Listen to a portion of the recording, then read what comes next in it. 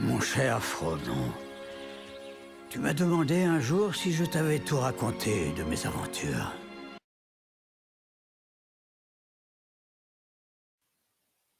Bonsoir, bonjour, salut, comme ça. Vous choisissez en fonction de. Bienvenue sur la chaîne. On va aujourd'hui parler d'une trilogie un peu moins aimée que son aîné, à moins que ce soit son Je m'appelle Bilbon Saquet. suite préquelle du Seigneur des Anneaux. Là, je ne vous apprends rien. Voilà. Pour en parler, on a Vivien, que vous connaissez depuis le temps qu'il passe sur la chaîne. Vivien qui vient de sortir son nouveau livre et qui concerne Tintin, le Hobbit, chez Third Edition. Donc, allez et retour du Hobbit, démo ou images, de 24 francs 90. 24 francs, moi je parle à l'ancienne. 24,90 € pour à peu près Ce serait bien 200.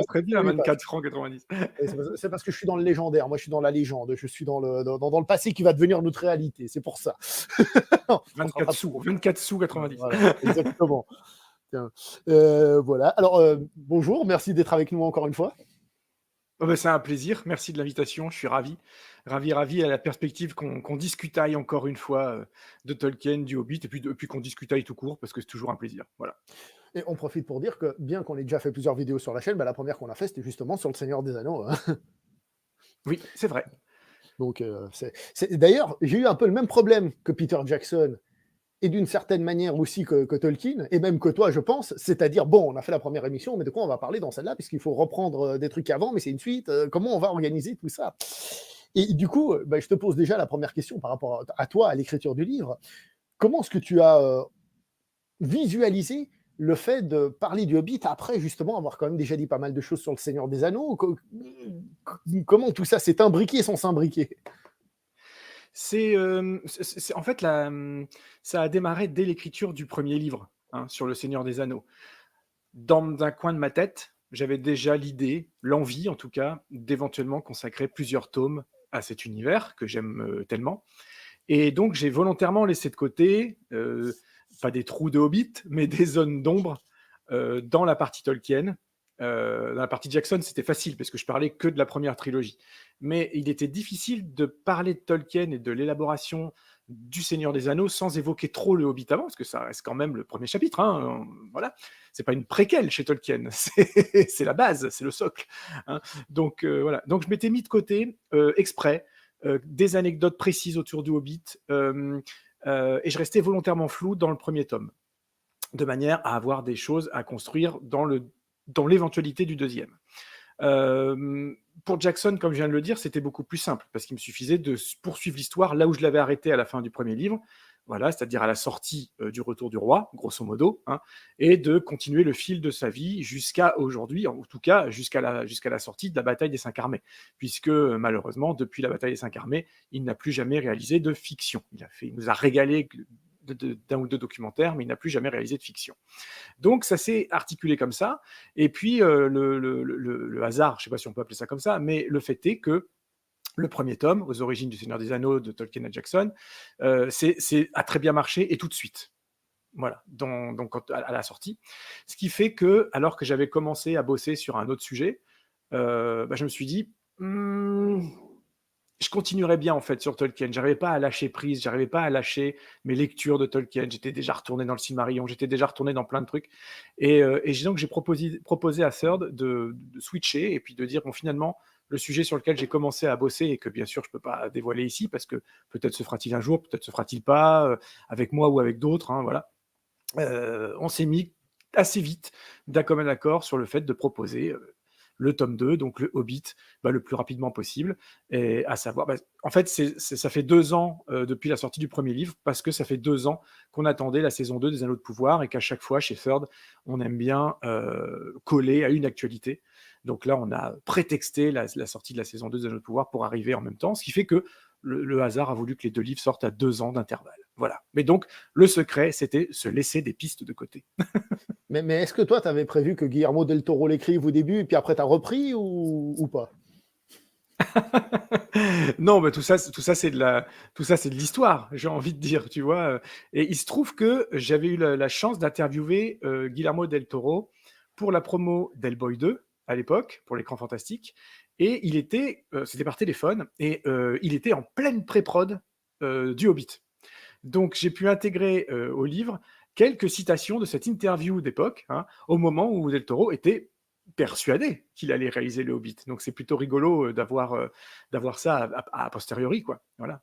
Mais c'est une histoire fascinante. C'est du grain à moudre, hein, pour un auteur de raconter ces histoires-là. Parce que, alors, bien sûr, il y a Del Toro, mais il y a eu Sam Raimi avant, qui était attaché au projet. Il y a eu plein d'autres choses. Je pense qu'on va aborder ça, grosso modo, dans l'heure ou les heures qui viennent. Je ne sais pas ce qui nous attend. Mais voilà. Donc, mais c'est tellement passionnant.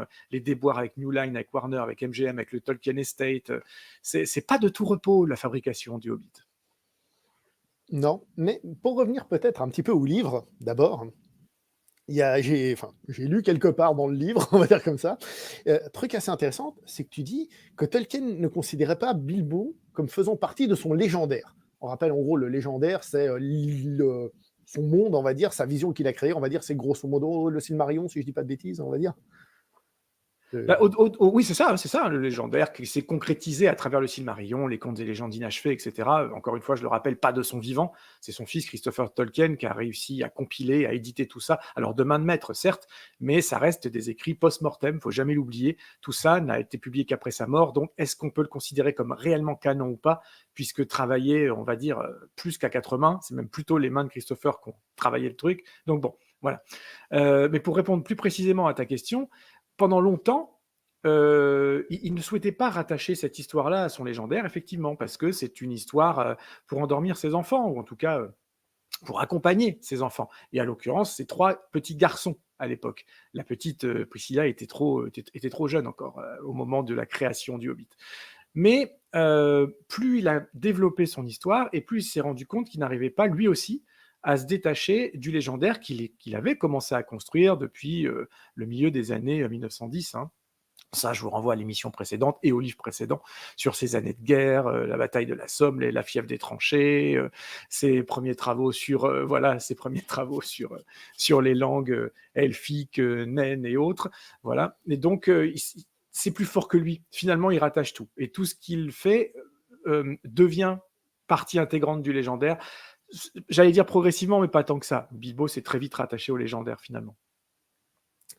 Mais ce qui est assez intéressant, alors peut-être que je suis un peu perdu, mais c'est qu'il a commencé par cette fameuse phrase d'introduction, dans un trou vivait un hobbit, et en fait il l'avait écrit, puis il l'a laissé un peu de côté pendant un moment, et finalement il s'est dit, je vais utiliser ça comme introduction pour le livre, je vais aller plus loin. Oui, c'est rigolo, parce que en fait, alors, c'est pas qu'il y a plein de versions différentes de la création, des origines du Hobbit, mais celle-là, c'est la plus emblématique, et c'est surtout celle que Tolkien raconte. Alors, ce qui diffère, c'est plutôt la date, hein, parce que lui, il met ça plutôt au début des années 30, mais on se rend compte que l'histoire existe depuis la fin des années 20, plutôt, si on suit certaines préfaces écrites justement par ses fils, non seulement par Christopher, mais surtout par Michael Hillary, qui avait des souvenirs très précis de l'histoire du Hobbit développée au coin du feu de leur petite maison à Oxford, dès la fin des années 20, plutôt. Donc, et c'est marrant parce qu'il il prétend qu'il corrige des copies comme ça. Il s'ennuie parce que les copies, rappelons, il était professeur à Oxford, donc c'est très rébarbatif. Voilà, il corrige un peu tout le temps la même chose, etc. Et donc il s'ennuie, et sur une copie ou sur un bout de feuille blanche, d'un seul coup, lui vient l'inspiration, on va dire divine, hein, dans son cas. Voilà, et dans un trou vivait in a hole in the ground, there lived the hobbit. Voilà, et il prétend que c'est venu tout seul et qu'il ne sait pas pourquoi. Le fait est que le mot hobbit existait déjà. Il n'a pas inventé ce mot. Voilà. On l'avait déjà croisé dans d'autres œuvres que lui-même avait consultées. Hein. Je vais prendre mes antisèches parce que j'ai une tête de linotte. Voilà. Mais je vais essayer de vous retrouver ça assez rapidement. Voilà. C'était dans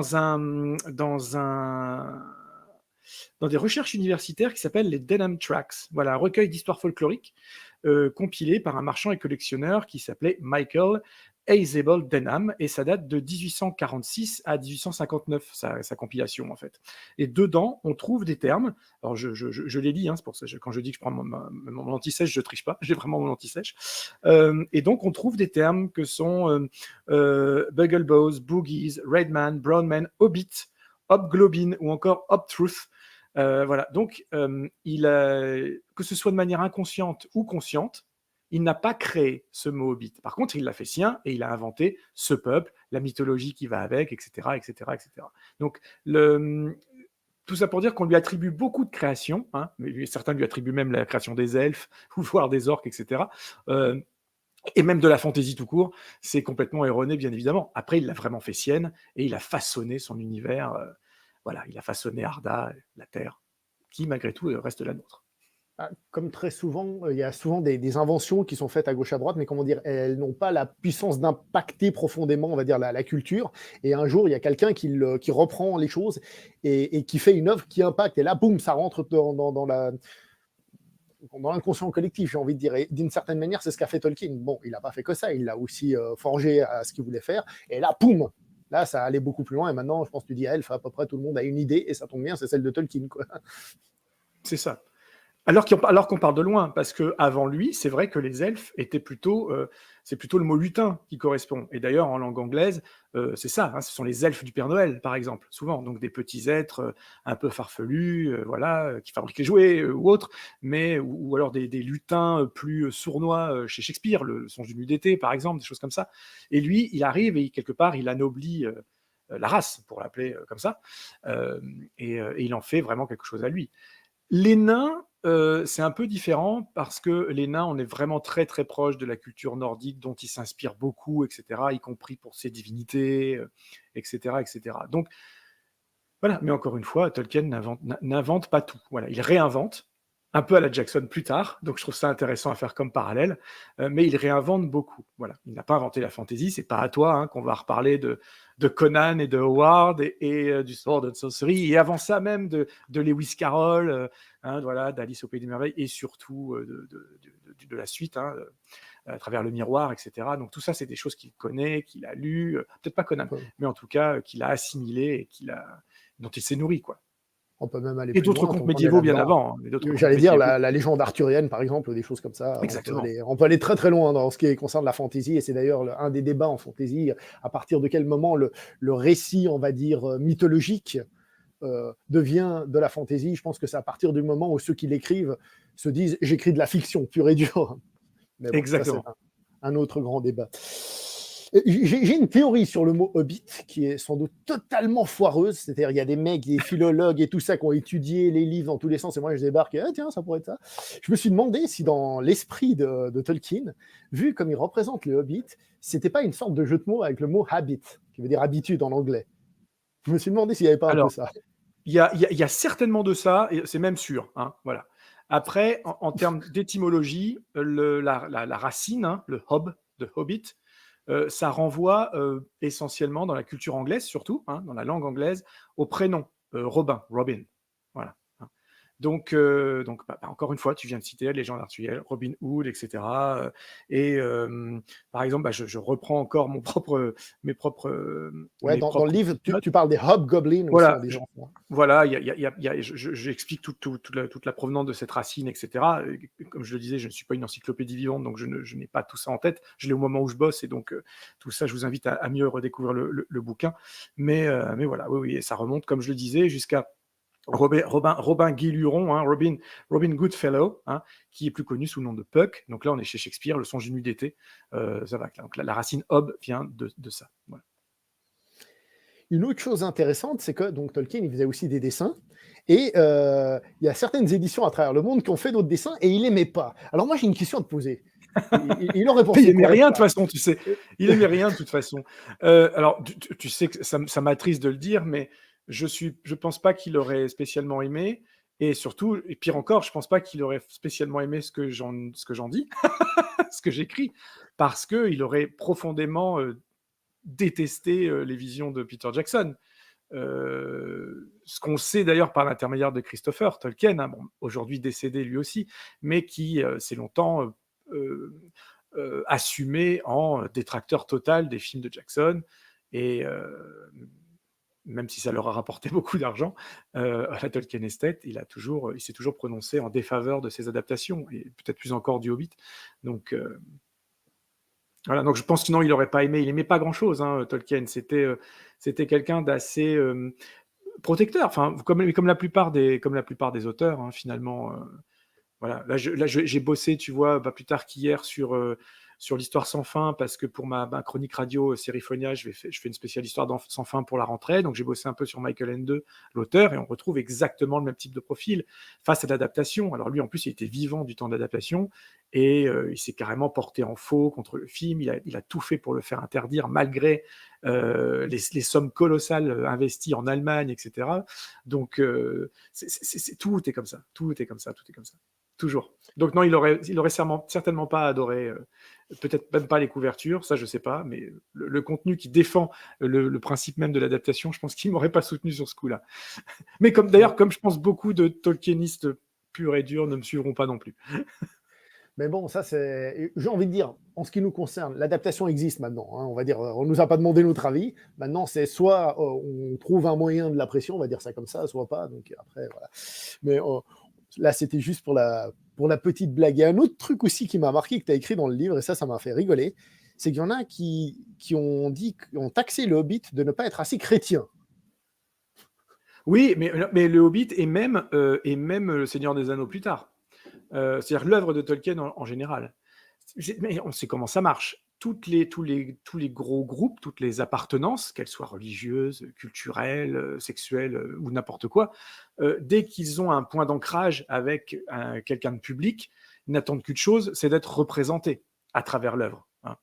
Et comme Tolkien ne faisait absolument pas, ne cachait pas du tout sa foi, hein, très très chrétien, très très chrétien, John Ronald Reuel Tolkien. Donc voilà, qui allait à confesse, voilà, une partie intégrante de sa vie. Et pourtant, ça se retrouve pas dans son œuvre.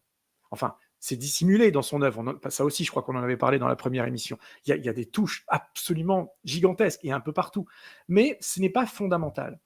Si ce n'est l'existence du Dieu unique, d'Ilúvatar, etc.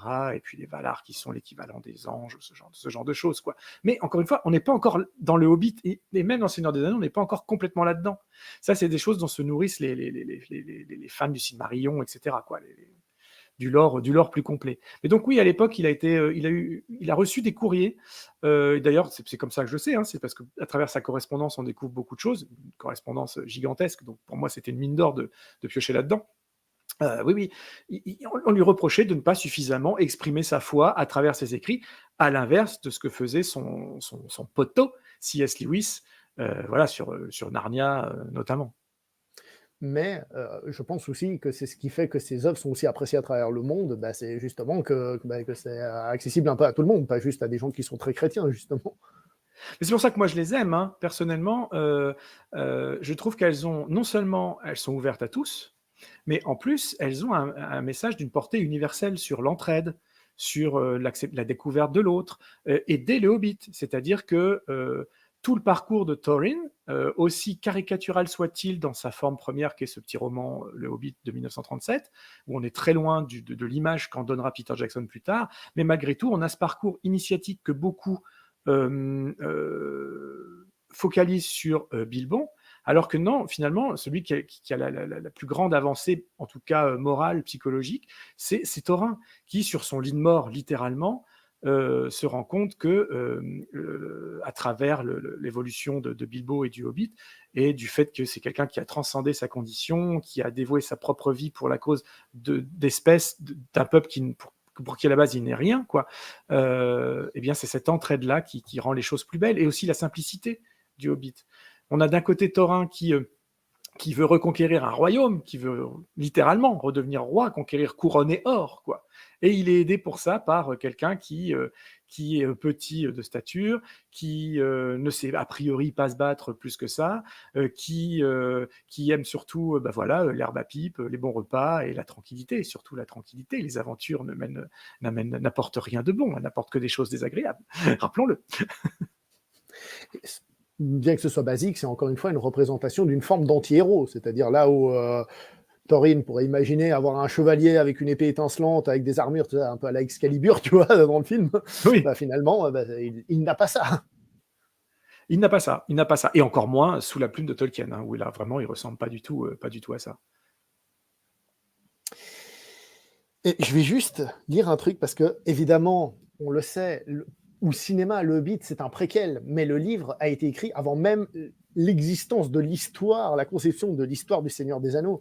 Et page 38, il y a une citation un peu longue de Tolkien, mais je vais juste lire le début. C'est « S'il est vrai que le Hobbit plaît et que l'on m'en demandera plus, je commencerai le processus de réflexion et essaierai de trouver quelques idées d'un thème issu de ce matériau que je traiterai dans un style similaire. » Ouais, façon de parler. Et pour un public similaire, ouais, façon de parler. Oups. Voilà, je suis un peu inquiet malgré tout. Je ne saurais que dire de plus à propos des Hobbits. Monsieur Saquet semble avoir déjà révélé complètement à la fois le côté Touk et le côté Saquet de leur nature, mais je n'ai en revanche que trop de choses à dire et on est déjà beaucoup écrit. Donc là, je pense qu'il fait référence à son Silmarillion et tout ça, qu'il est en train de dire, vous voulez pas plutôt me sortir mon Silmarillion, hein?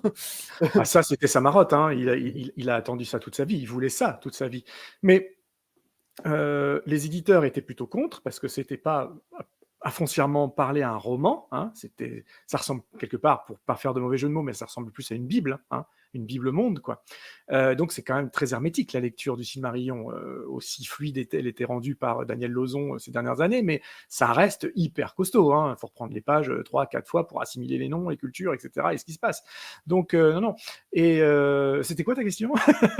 Non, c'était pas tant une question. Non, c'était juste la plus, citation. Ouais. Voilà, la citation, et aussi, justement, parce que là, on va rentrer dans ce rapport non naturel, que les films sont un préquel. Or, Oui. dans le livre, c'est pas le cas. Et je trouve que, du coup, le Hobbit, là, je parle de la trilogie du Hobbit, du film, se retrouve coincée, elle, par l'influence du Seigneur des Anneaux qui existe déjà, et donc son côté épique et tout ça, ce qu'on avait déjà dit, vieille légende, alors que le Hobbit, le livre, c'est compliqué, il faut suivre, hein. Le Hobbit, le livre, lui, est plus un livre qui a une écriture plus, entre guillemets, enfantine, même si c'est pas écrit n'importe comment, hein, loin de là. Hein, pas entre guillemets, c'est beaucoup plus facile à lire que Le Seigneur des Anneaux. Après, je suis d'accord avec toi, hein, là, on est dans l'écriture plus facile, néanmoins très précise, hein, on est quand même sur le haut du panier, hein, du genre. Mais on a une tonalité qui est très familière, avec un narrateur qu'on ne personnalise pas d'ailleurs, hein, on ne sait pas vraiment qui est ce narrateur, c'est juste quelqu'un qui nous raconte l'histoire, qui est complice avec le lecteur, donc surtout avec les jeunes lecteurs, rappelons, le livre jeunesse à l'époque, hein. Donc il emploie le nous verrons bien que, on verra plus tard, et il fait des blagues, voilà, il décrit certaines situations pour les rendre plus compréhensibles, et puis d'autres il les zappe carrément. Bon, finalement, la bataille, on s'en fout, donc accélérons un peu le mouvement. Voilà. Il y a des choses très, très, très comme ça, et puis des grosses blagues, hein, des trucs improbables, comme les porte-monnaies des trolls qui parlent. Il y a plein de petites choses, voilà, très, très, très, trop enfantines, dans le cadre d'une adaptation cinématographique déjà tout court, qu'elle soit ou pas la suite ou la préquelle du Seigneur des Anneaux selon Peter Jackson, c'était pour moi absolument inadaptable, pour le coup, peut-être encore plus inadaptable de faire le Hobbit tel que le roman est écrit que le Seigneur des Anneaux, qui était pourtant prétendument inadaptable aussi.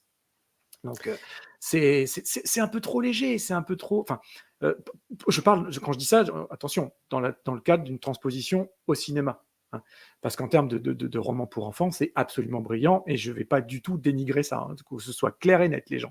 J'adore le Hobbit, je me régale à le lire, à le relire, dans les deux traductions et dans la langue anglaise de Tolkien, donc je prends énormément de plaisir à lire ce petit livre. J'attends que ça, de pouvoir le lire à mon gamin très bientôt, et c'est encore un peu tôt, mais bon voilà. Et voilà. Mais dans le cadre d'une transposition, on va rentrer dans le détail un peu plus tard, mais oui, les nains tels que présentés dans le roman, ils restent très caricaturaux, par exemple, hein, avec leurs bonnets, leurs grelots, leurs petites couleurs respectives. Voilà, on est très dans l'humour, on est très dans le léger, quoi. Donc forcément, quand par rapport à la citation que tu viens de lire, il est au début du process où le Hobbit est un succès surprise. Hein, il faut même represser des exemplaires avant Noël, voilà. Alors, on parle de l'époque, donc on parle de quelques milliers d'exemplaires, mais à l'époque, quelques milliers d'exemplaires, c'est déjà un énorme succès. Donc, quand il est dans cette optique, enfin, quand les éditeurs sont dans cette optique de dire, bon, vite, ça a marché, c'est surprise, il nous faut une suite, quoi. Le Hobbit 2. Donc, le fameux Hobbit 2, Le Seigneur des Anneaux, c'est très longtemps appelé le Hobbit 2. Et quand on regarde bien, les premiers chapitres de la Communauté de l'Anneau qui ont écrit parfois plus de 10 ans avant la finalité de ce que sont devenus les romans plus tard, eh ben, eux aussi, quelque part, sont plus légers. Alors, moins parce que remanier, retravailler au fil des ans, etc., pour mieux coller à l'ensemble de ce que va devenir cette trilogie, ou plutôt les 6 livres qu'on constitue le Seigneur des Anneaux, si on découpe correctement l'œuvre de Tolkien. Mais, pardon, il y a une ambulance qui passe, je ne sais pas si vous l'entendez. Donc tu n'es pas à la comté, ce n'est pas un endroit tranquille. Non, vous voyez, je ne suis pas chez moi, là, je m'adapte. Tout peut arriver.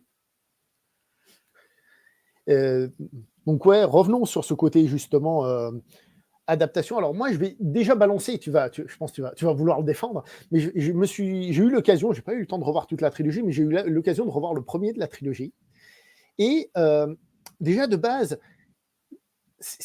j'ai l'impression qu'ils ne pouvaient pas faire autrement, mais je ne peux m'empêcher de me dire que essayer de faire que le Hobbit cinématographique et le Seigneur des Anneaux cinématographique s'emboîtent pose des petits soucis de manque de cohérence dans certaines intonations, j'ai envie de dire.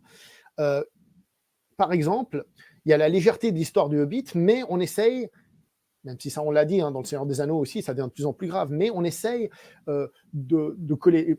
Je suis vachement clair. Donc, je vais essayer d'expliquer un truc. Par exemple, à un moment donné, normal, comme dans l'histoire du Hobbit, on voit le fameux l'anneau. L'anneau qui, dans le Hobbit, est juste un objet magique qui permet de devenir invisible. C'est génial. C'est un item que vous avez trouvé dans un jeu de rôle. C'est super. Dans un Zelda, vous pouvez finir le donjon avec. OK. Quand on le voit, on entend le thème sonore qu'on a dans le Seigneur des Anneaux. Donc, cette musique très profonde, très grave.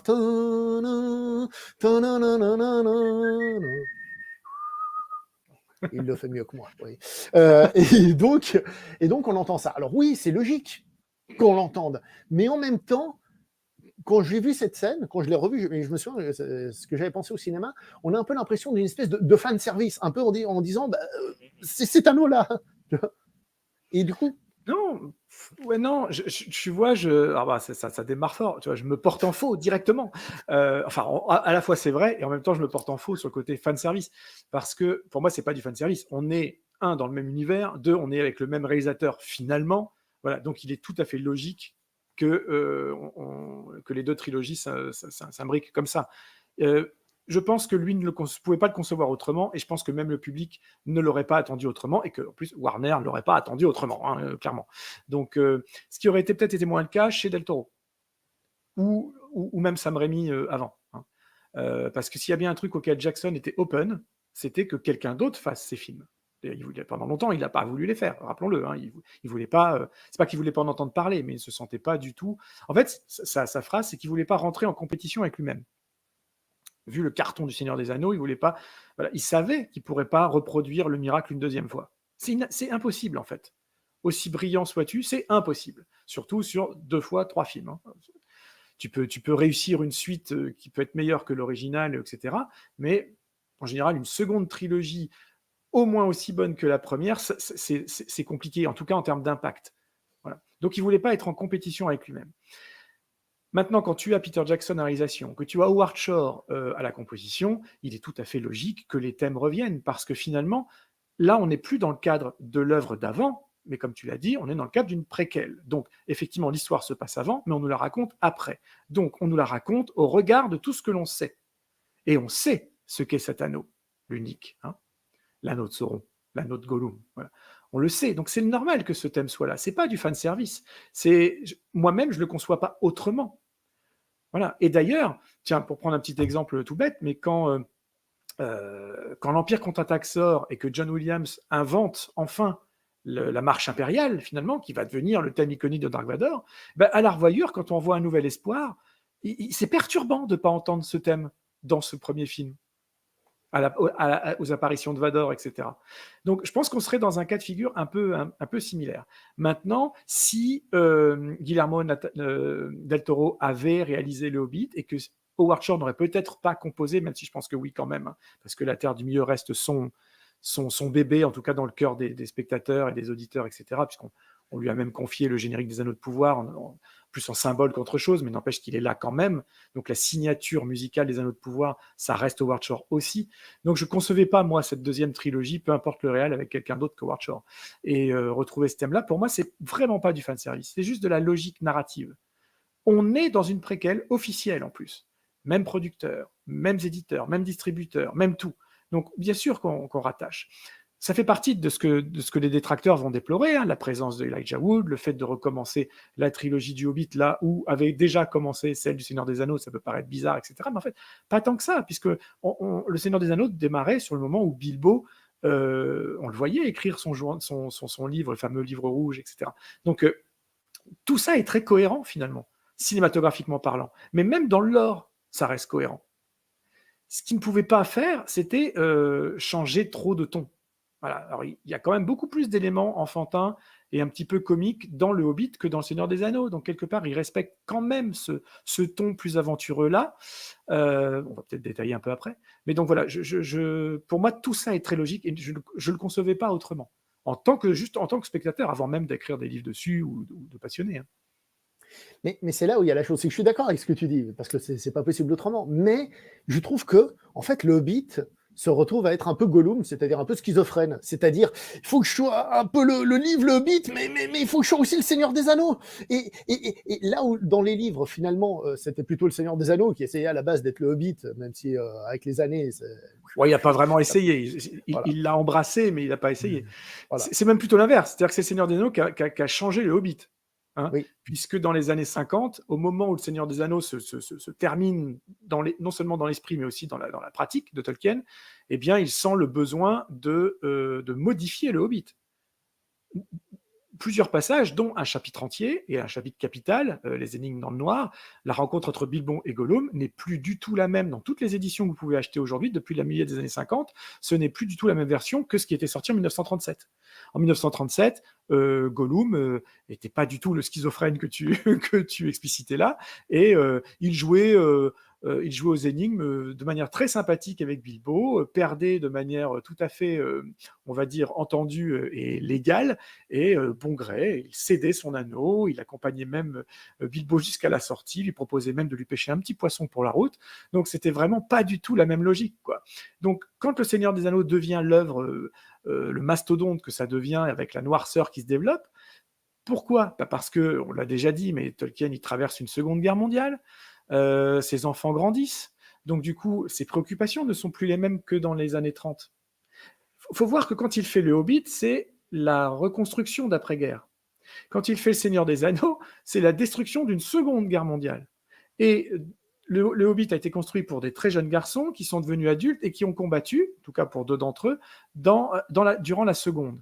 Donc tout ça rentre en ligne de compte, il ne faut pas le négliger, et ce qui fait que la tonalité sombre, il y a 20 ans entre le Hobbit et le Seigneur des Anneaux. C'est primordial de rappeler ça. Donc voilà, il y avait déjà un ping-pong comme ça qui fait que même Tolkien lui-même a ressenti le besoin de connecter ces 2 œuvres, quitte à modifier le roman d'origine. Il faisait du George Lucas avant de faire du George Lucas. C'est assez fascinant. Donc, pourquoi reprocher à Jackson de faire pareil, finalement ? C'est la même logique, ni plus ni moins. Et Si on l'avait dit d'ailleurs dans la première vidéo qu'on avait fait, que même Tolkien avait, je pense, pensé réécrire le Hobbit, peut-être plus globalement, pour être plus avec la même tonalité que le Seigneur des Anneaux. Oui. Et on retrouve quelques pages de certains chapitres. C'est ça, et qui sait s'il ne l'aurait pas fait plus tard. D'ailleurs, quelque part, il le fait d'ailleurs, hein. Dans tout le long prologue à la communauté de l'anneau, à propos des Hobbits, quelque part, il met dans ce chapitre-là tout ce qu'il a développé depuis le roman, le Hobbit, et qu'il juge bon, et d'ailleurs il a raison, d'introduire là pour bien remettre les choses en tête et pour bien connecter le tout, quoi. C'est aussi du liant, tout ça. Donc, comme on a dit, justement, Jackson, il est entre guillemets prisonnier de cette situation. Mais je trouve que dans le film, quand même, des fois, on ressent un petit peu ce combat interne. Oui. Mais on le ressent aussi parce qu'on le sait. Il y a de ça, mais je trouve que ton analogie Gollum est excellente, quoi, hein, parce que c'est vraiment ça. En fait, comme il est obligé de rattacher, non seulement dans l'histoire, mais aussi dans le ton. Voilà. Et encore une fois, il ne peut pas basculer dans le pur film pour enfants, c'est pas possible. Il ne peut pas basculer dans, je le dis avec des gros guillemets, une certaine forme de bouffonnade, quoi, hein, de choses très gentilles, très directes, avec des animaux qui parlent et tout ça, quoi. Alors, il le fait par des choses qui d'ailleurs lui seront reprochées, hein, notamment par l'introduction de Radagast, avec le traîneau et ses lapins, son rapport aux animaux. Tout ça est très mignon. Et je ne le dis pas du tout avec malice, c'est vraiment mignon, c'est enfantin. Là, on est dans le conte de fées traditionnel où on s'adresse directement aux enfants à travers ce type de séquence. Voilà. Mais après, il va développer Azog, notamment, qui non plus normalement n'a rien à faire là. Enfin, c'est sans fin, en fait.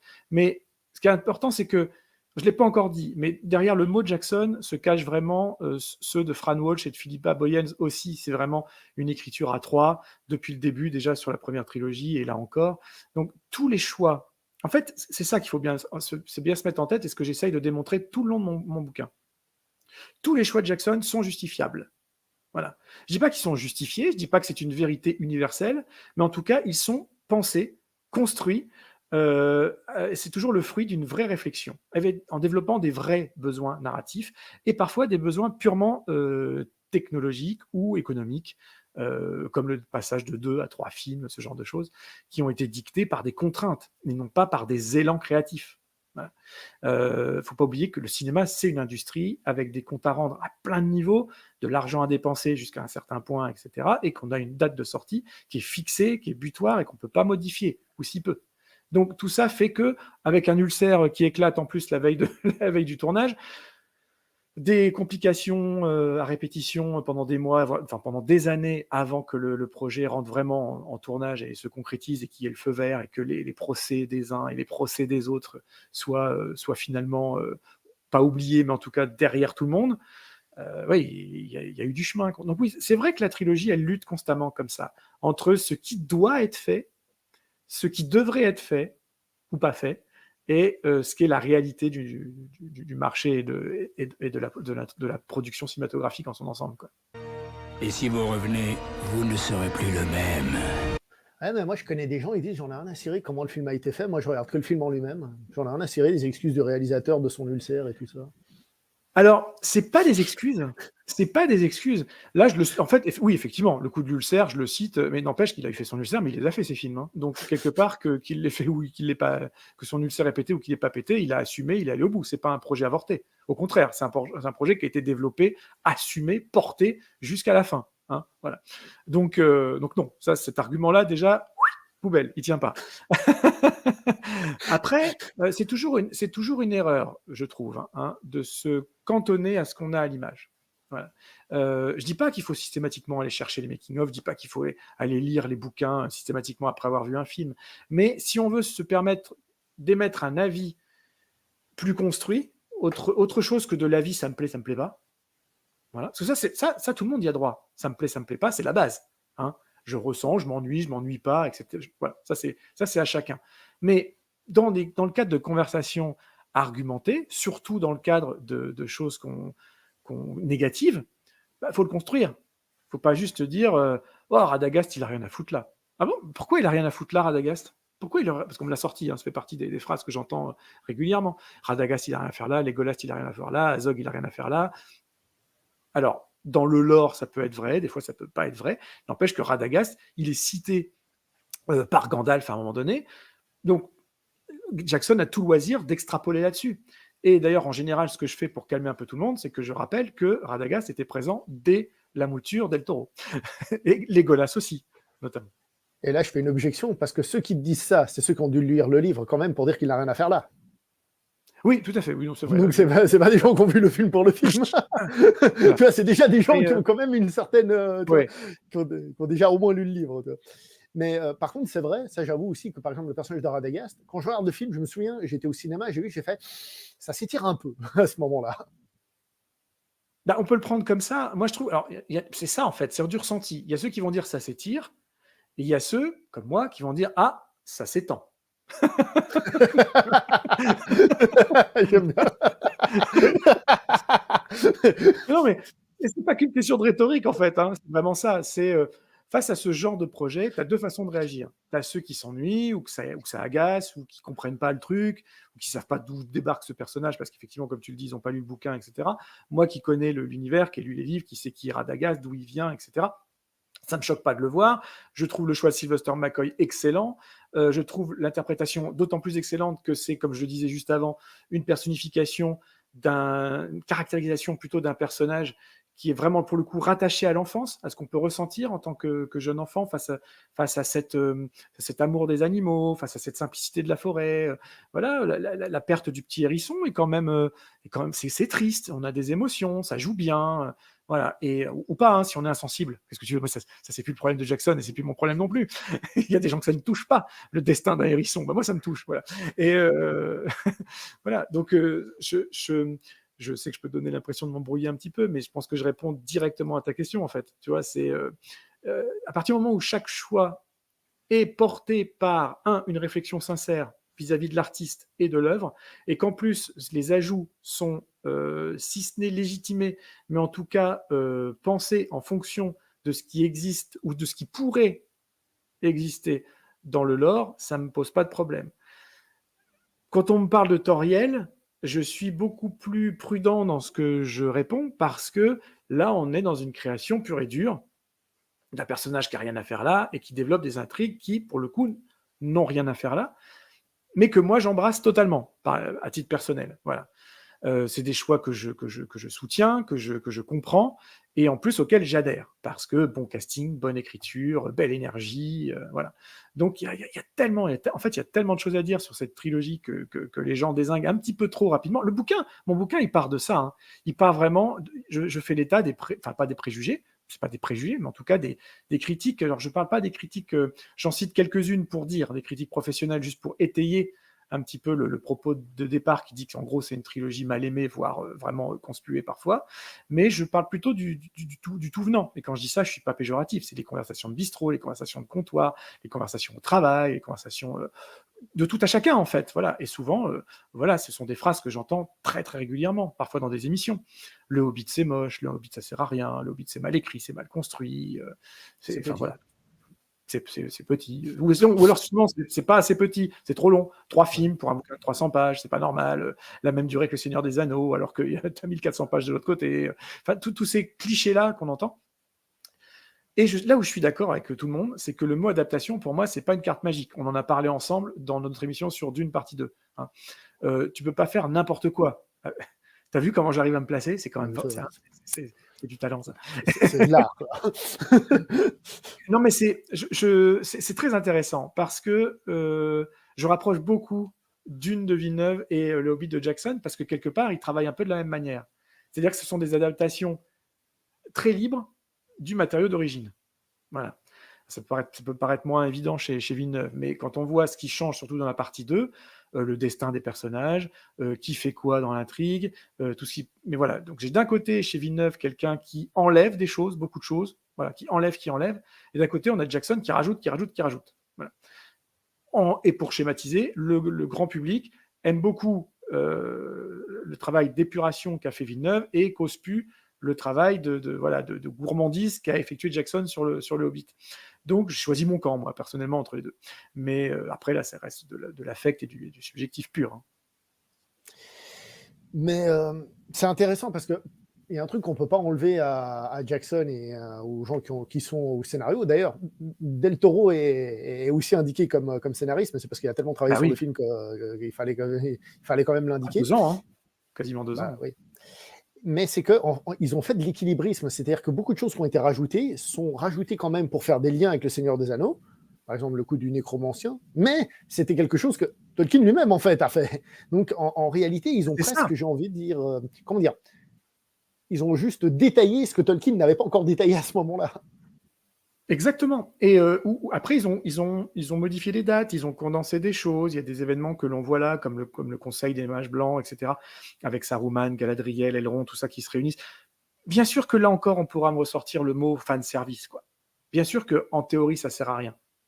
Mais dans le monde tel que reconstruit par Jackson, je ne vais pas dire réimaginé, mais en tout cas reconstruit par Jackson, finalement, ces scènes, d'abord, elles se sont déroulées dans le lore Tolkien, juste bien avant ces événements-là normalement, mais elles se sont déroulées néanmoins. Alors, pardon, pas tout à fait comme ça, mais se sont déroulées. Le nécromancien est bien arrivé comme ça, enfin Sauron est bien revenu de cette façon-là, de manière insidieuse, etc., progressivement, etc., Adol Guldur, etc. Tout ça existe en fait.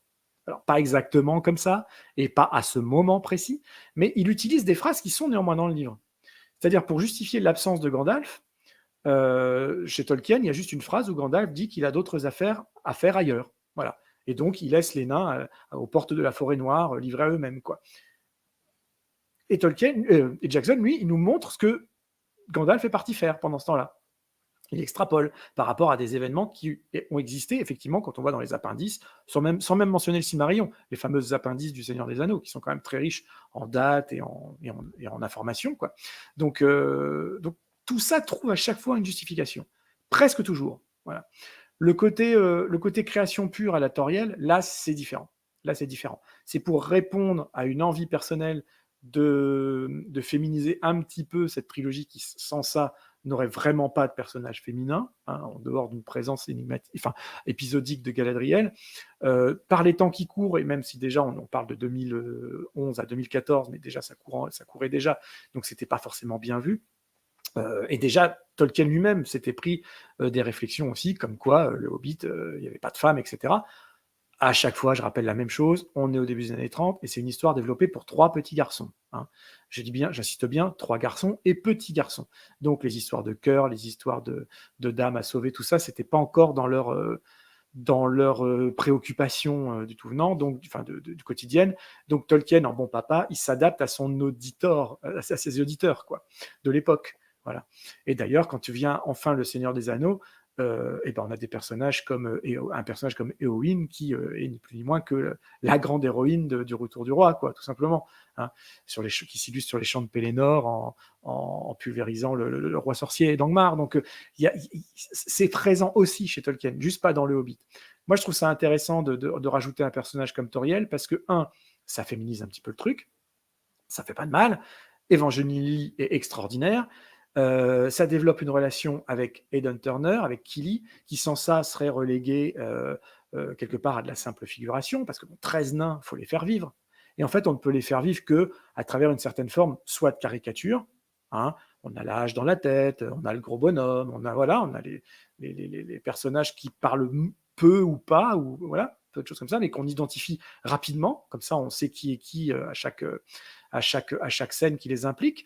Mais en plus, là, on parle d'un personnage, spoiler alerte, qui est destiné à perdre la vie à la fin, et dans le roman, et dans les films, bien évidemment.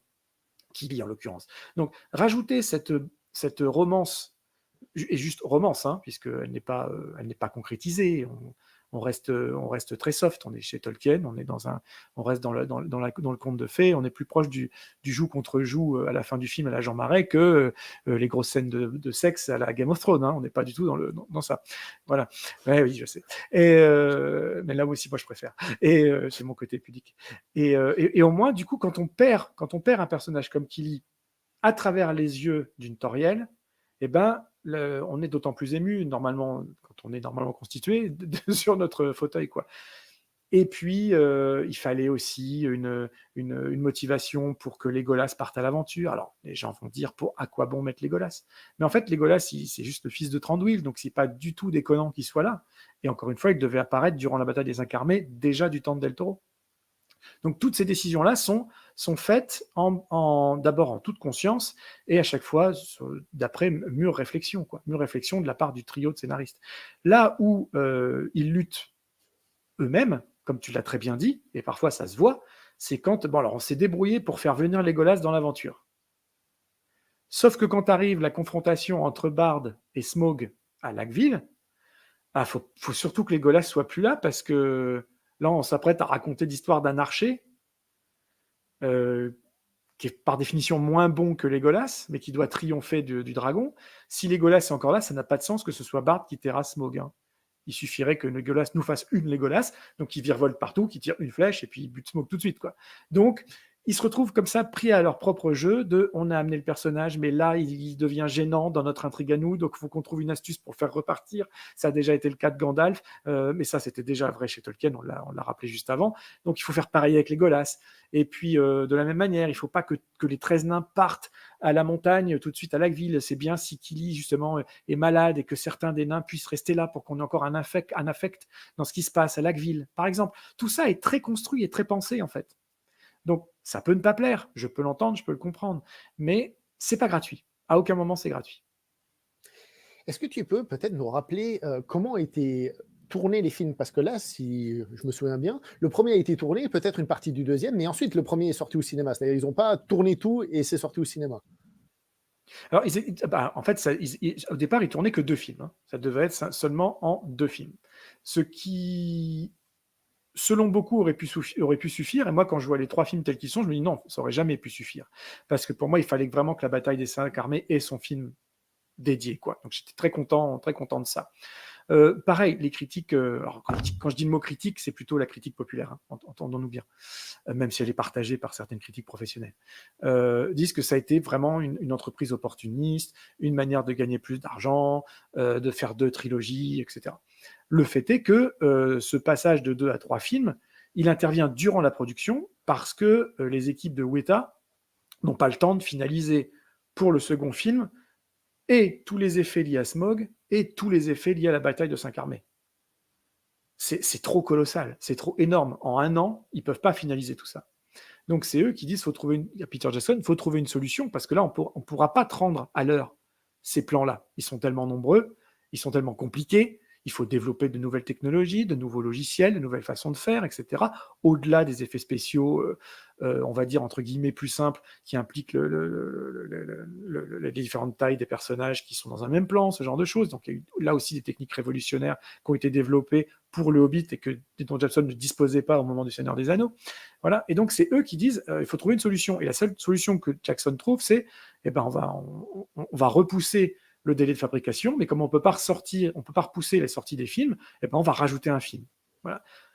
Solution que tout le monde embrasse, parce que les équipes ont plus le temps de travailler et donc de mieux travailler.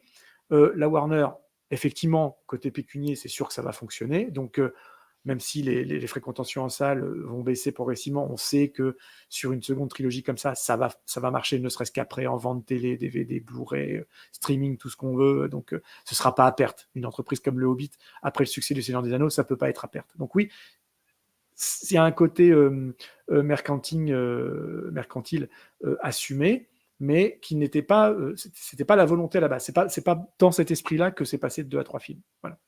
Donc, en toute logique, et comme ça avait déjà été le cas sur la première trilogie, ça passe par une phase on dit des reshoots, mais c'est pas des reshoots, c'est plutôt un tournage additionnel, où on va pas retourner des choses déjà faites pour compléter, on va tourner de nouvelles choses, des tas de nouveaux éléments. Et c'est vrai qu'au regard des 3 films maintenant, on a des tonnes de séquences beaucoup plus bavardes et beaucoup plus longues qu'elles n'étaient supposées l'être à l'origine, tout simplement. Mais donc voilà, Thorin seul sur sa patinoire d'or, par exemple, mais en même temps, ce sont des passages hyper forts, quoi. Des choses qui durent longtemps. Et en même temps, Jackson, ça lui offre aussi la possibilité de développer encore plus de l'action. Comme il a 1 an de plus, grosso modo, sa bataille des 5 armées, il peut la repenser de manière encore plus ample, encore plus vaste et surtout encore plus lisible. Parce que je pense que s'il y a un truc qu'on ne peut pas lui reprocher, c'est bien la lisibilité des différentes factions, de tout ce qui se passe pendant cette bataille qui dure très longtemps. Elle dure quasiment l'intégralité du 3e film, à peu de choses près. Donc, encore une fois, je pense que ça répond à ta question d'origine à peu près, même si j'ai toujours mes fameuses digressions, je suis désolé les gens. Mais voilà, quoi. Je pense que c'était pour le mieux, ça aussi, malgré tout. Vu que moi aussi, j'arrive pas à parler, si tu arrives déjà à répondre, c'est déjà pas mal. Parce que moi-même, je me dis, oh là, moi aussi, je dois être un peu là-dedans. Je dois un peu avoir du Gollum dans la tête, des doses de Gollum dans la tête. Ouais, tout à fait. Mais parce que je dis ça, parce que ce que j'ai critiqué un peu, cette sensation un peu de mélange entre l'enfantin et l'épique, même si comme ça, voilà. Ah oui. J'ai l'impression qu'à partir du 2e film, c'est la sensation que j'ai eue, après c'est peut-être juste l'histoire qui fait que, je me souviens que le 2e, je me suis dit, waouh, on dirait, je retrouve un peu des saveurs de films d'aventure à l'ancienne et tout. Alors bien sûr, il y a des ajouts, mais j'ai été un peu moins perturbé par ce mélange-là. Peut-être aussi parce que les enjeux deviennent un peu plus sérieux, plus on se rapproche quand même du trésor et du dragon et tout ça. Mais je me souviens personnellement qu'à partir du 2e, en tout cas la sensation que j'ai eue, c'est que j'avais moins cette sensation de conflit mal géré.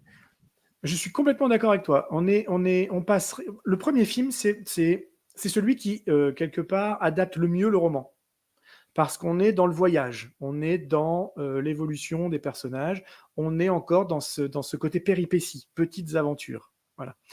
C'est encore vrai dans la désolation de Smaug parce que on va croiser Thranduil et les elfes de la forêt noire, on va croiser les araignées, on va croiser voilà, Béorn. Donc on a encore un petit peu ce voyage, mais le voyage à mi-film, il s'arrête. Voilà, on arrive à Laqueville, on arrive dans la tanière de Smaug. Voilà, donc quelque part, ça y est, à la moitié du second film, on est posé. Donc ça participe à cette sensation-là. Et surtout, les personnages, mais c'est déjà le cas dans le roman, ça s'épaissit tout ça. Voilà. Comme Bilbo devient de moins en moins léger dans son aventure, en fait, il s'implique de plus en plus, il mûrit de plus en plus, Tolkien fait lui aussi progresser son récit comme ça. Donc là-dessus, Jackson, il n'est pas déconnant du tout. Ça respecte bien la trame du livre, et le fait est que quand arrive la fin du premier film, Un voyage inattendu, on est déjà quasiment aux 3/4 du roman. En théorie, il ne reste plus grand-chose à raconter. Puisqu'au moment où, comme tu l'as très bien dit, quand il termine le montage du premier film, il n'y en a toujours qu'un deuxième dans les clous, et pas encore 3. Donc, mais ça aurait peut-être été un peu rushé de le faire en un seul film seulement. Parce que dans le 2, on aurait eu La Forêt Noire, on aurait eu Laqueville, on aurait eu Smaug et la bataille des 5 armées. Je trouve que ça aurait fait beaucoup, même en 3 heures, ça aurait fait beaucoup. Donc, je suis plutôt satisfait de la manière dont ça s'est développé sur la longueur, finalement. Et je me souviens qu'une des critiques qui a été faite, c'était surtout le troisième film, c'était Smaug se fait tuer d'entrée de jeu. J'ai envie de dire, bon, ça Ouais. c'est l'histoire du livre, hein, c'est une question de coupure. Et personnellement, mais que font les séries télé si ce n'est te faire, en tout cas à l'époque, des énormes cliffhangers de fin d'épisode qui étaient résolus en 2 secondes au début de l'épisode suivant, juste pour te donner envie de revenir. Donc finalement, ça ne m'a pas dérangé. Et après, beaucoup de gens ont dit, bon, bah en gros, on s'est débarrassé de Smaug en 2 secondes pour faire une grosse bataille. Qu'est-ce que t'en En penses ? fait, alors, c'est très rigolo, parce que quand je découvre les films en salle à l'époque, je partage cette même frustration avec tout le monde. Je me dis, oh là là, quand je vois Smaug s'envoler à la fin du 2, et que je me dis, oh là là, il va falloir que j'attende 1 an là, oh merde. Et en même temps, je sais, connaissant bien l'œuvre, qu'il ne va pas survivre longtemps, Smaug. Donc, ok, je me dis, bon, ça va faire bizarre. Et quand 1 an après, on découvre ces 12 petites minutes, mais bon, quelles petites minutes, hein, waouh, c'est des grandes petites minutes quand même. Je suis frustré à l'époque aussi. Je me dis, oh là, Smaug, il y a eu une telle évolution évolution dans la présentation du personnage dans le livre précédent, et là, effectivement, on donne le sentiment de s'en débarrasser en 12 minutes. En fait, il peut juste pas en être autrement. Alors, ce qu'on aurait pu faire, c'est aller au bout de l'histoire à la fin du deuxième, c'est-à-dire aller jusqu'à la mort de Smaug. Ça aurait peut-être moins frustré les gens, moi compris. Aujourd'hui, avec le recul, et pour avoir revu la trilogie dans son ensemble plusieurs fois, maintenant qu'on peut tout s'enquiller, je trouve ça en fait très pertinent. Pourquoi ? Parce que le troisième film, La bataille des 5 armées, et donc le 6e film de l'ensemble, et le seul film à démarrer avec plus rien à raconter en rétro-narration. Tous les films démarrent soit par un prologue, ils démarrent tous par un prologue, alors que ce soit un prologue lointain, la communauté de l'anneau démarre sur un prologue sur les origines de l'anneau, sur l'histoire de la défaite de Sauron, etc. Les 2 tours démarrent sur... On retourne en flashback sur ce qui s'est passé entre Gandalf et le Balrog. Le retour du roi démarre sur les origines même de Gollum, où on voit Sméagol qui trouve l'anneau, etc. Même le voyage inattendu démarre sur un prologue qui raconte l'histoire de Smaug, en grande partie, comment il est arrivé, la rivalité entre les nains et les elfes. La désolation de Smaug démarre sur la première rencontre entre Gandalf et Thorin. Voilà, donc on est en rétro-narration à chaque début de film. Quand arrive la bataille des 5 armées, il n'y a plus de rétro-narration à faire. Tout est posé, tout a été montré, tout a été tourné. Donc, quelque part, cet affrontement entre Bard et Smaug, j'ai envie d'appeler ça l'effet James Bond. C'est la séquence de ouf en ouverture avant que le film démarre vraiment. Et le film, il s'appelle La bataille des 5 armées. Et effectivement, donc on a 12 minutes de Smaug, en super conclusion à ce qu'on a déjà vu. Alors oui, ça peut être frustrant parce que ça peut paraître trop court au regard de ce qui a été construit tout le long du film précédent, mais quand on enchaîne les 3 films, alors pas forcément d'une traite, mais maintenant qu'on peut le faire sans attendre 1 an entre chaque épisode, je trouve ça hyper pertinent, hyper bien exécuté, et après, effectivement, on se consacre sur la bataille des 5 armées, qui, malgré tout, est introduite par le biais du voyage de Smaug en début de film. C'est-à-dire que quand Smaug part de la montagne, on suit sa progression jusqu'à ce qu'il aille incendier Lac-Ville. Et donc, on le suit géographiquement. Et en fait, on voit tous les endroits dans lesquels va se dérouler la bataille des 5 armées dans les heures qui suivent. Donc, au final, encore une fois, ça aussi, ça m'embarque. Mais j'ai partagé la frustration des gens à l'époque.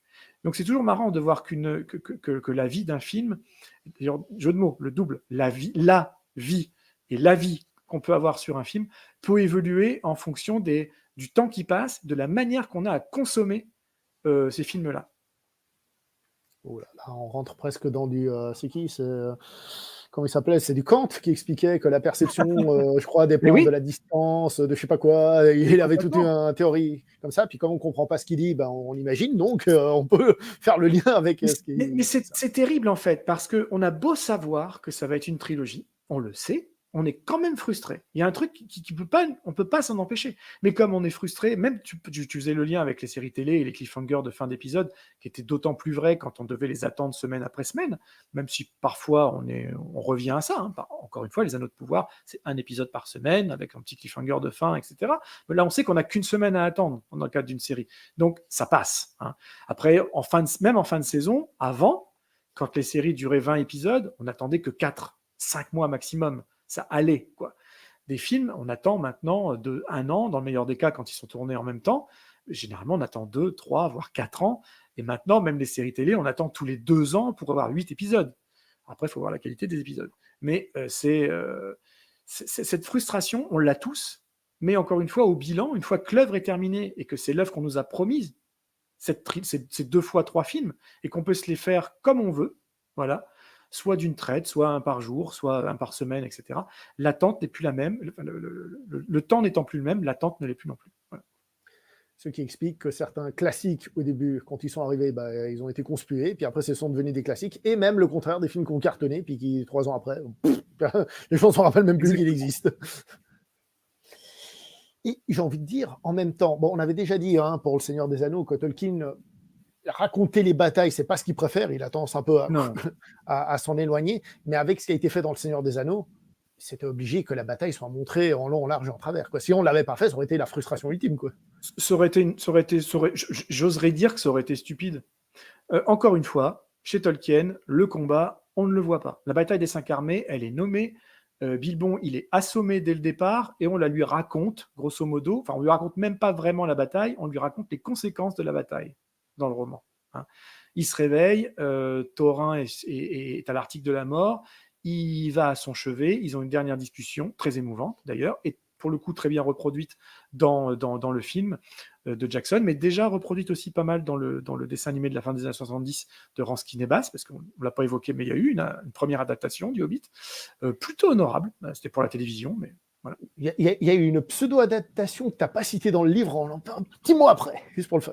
Ah, ok. Vas-y, et voilà, et du coup, je sais plus ce que je disais. Bon, vas-y, balance-moi l'adaptation. Non, mais on reviendra là-dessus après. Mais c'est pas vraiment une adaptation, mais on sent clairement l'inspiration du Hobbit sur Willow. Le début de Willow, la compagnie des nains qui part et tout. Tu vois qu'à la base, ça a été vraiment construit, peut-être pas pour être une adaptation du Hobbit pour une question de droit ou parce qu'ils n'avaient pas envie, mais que l'imagerie de Willow et l'idée de base, c'est clairement le Hobbit, quoi. Ça vient clairement de là. Et d'ailleurs, je crois, je suis pas catégorique, mais il me semble que dans le premier livre, j'avais dû le glisser. À un moment donné, en parlant de Lucas et de Star Wars, un petit rapprochement, c'est possible, ou pas, mais dans une émission. Enfin, en tout cas, oui. De toute manière, Lucas lui-même s'en était pas caché, C'était Willow, c'était sa façon de faire du Tolkien sans avoir les droits de Tolkien et de réinventer la fantasy selon ses propres, à partir des codes établis par Tolkien en faisant son petit monde à lui. Il n'y a pas de mauvais jeu de mots d'ailleurs, petit monde. Ne venez pas me chercher avec ça. Mon Dieu. Je n'avais même pas capté au début quand tu as commencé à expliquer. J'ai dit, il parle, oh purée. Oh, purée. Bref, oui, bon, bref. Ouais, non, donc avant, je parlais de la pertinence du fait de montrer la bataille. Le Seigneur des Anneaux a Oui, révolutionné le cinéma, entre autres, par complètement. ses effets spéciaux pour montrer des énormes armées. Parce que jusqu'au Seigneur des Anneaux, la plus grosse bataille, je crois que j'avais vu au cinéma, perso, c'était celle de Spartacus.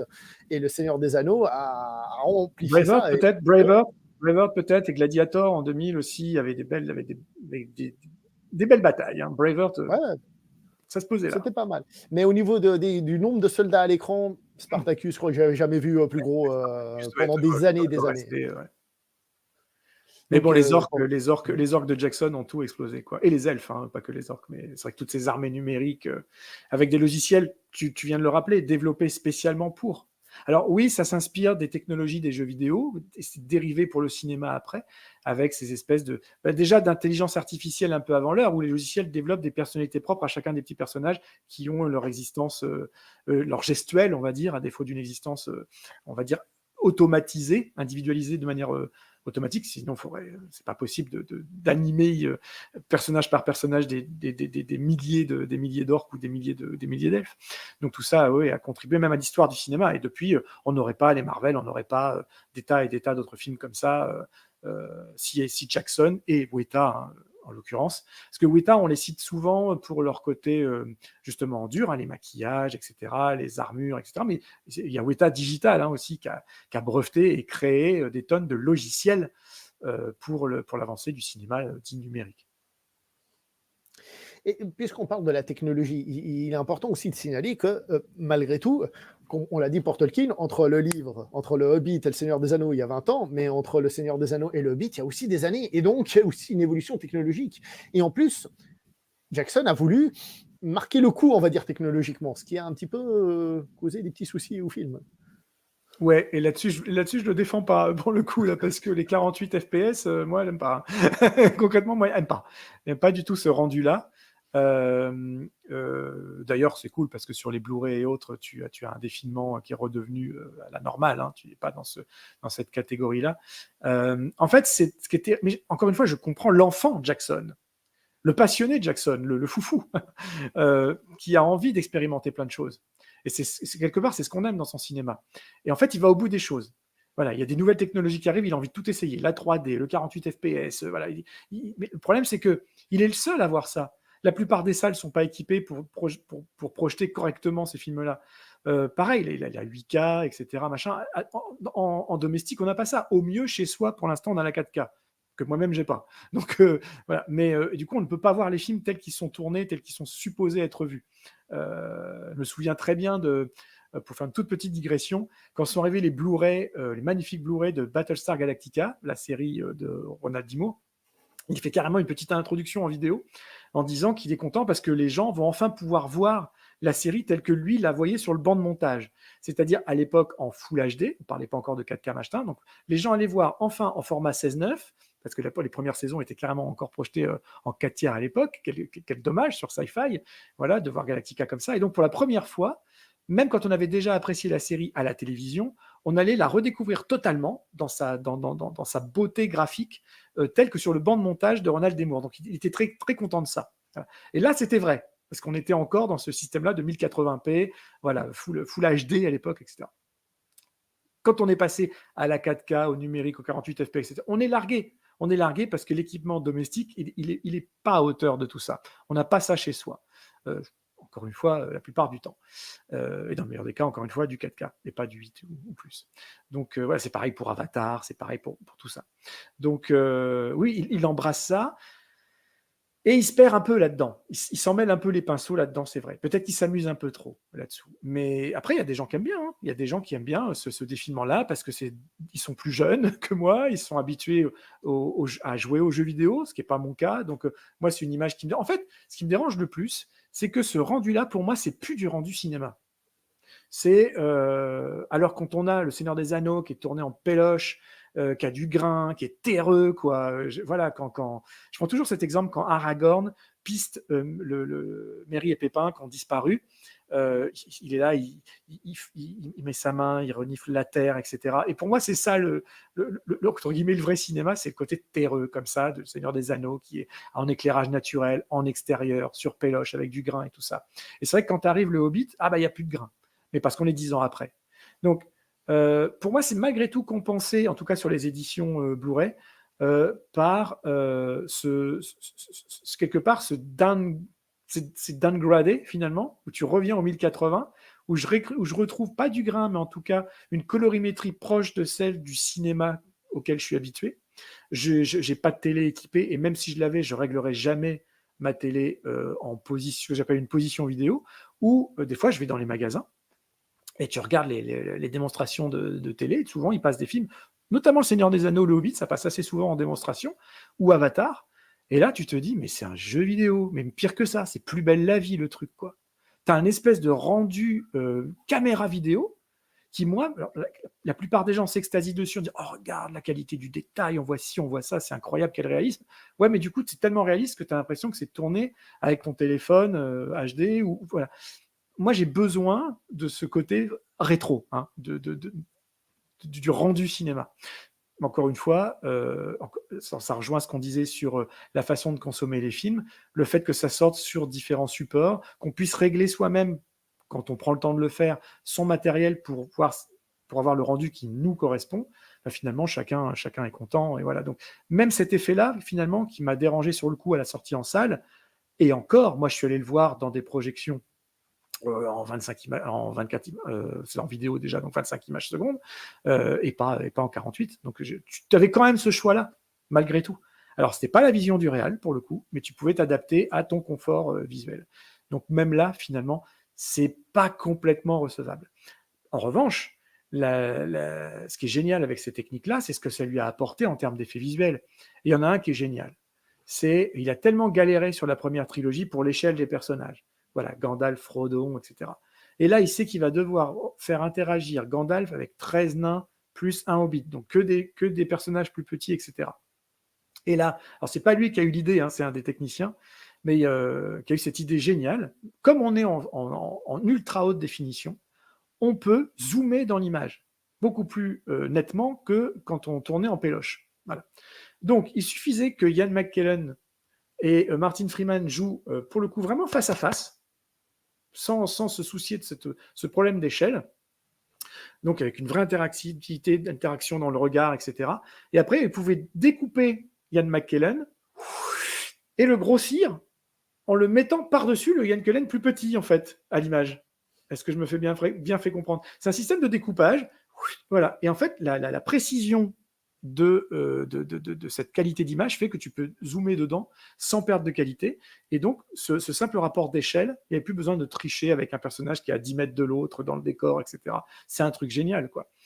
Et je ne parle même pas de l'interaction entre Gandalf, entre Ian McKellen et les 13 nains, là, qui a été un procédé hyper éprouvant pour Ian McKellen, mais totalement révolutionnaire, où on tournait dans 2 décors côte à côte. Dans 2 studios côte à côte, avec un où sont les nains, où il y a tout le décor en dur, les assiettes, les machins, les décors, et Ian McKellen qui est tout seul dans une reproduction de ce décor uniquement sur fond vert. Voilà.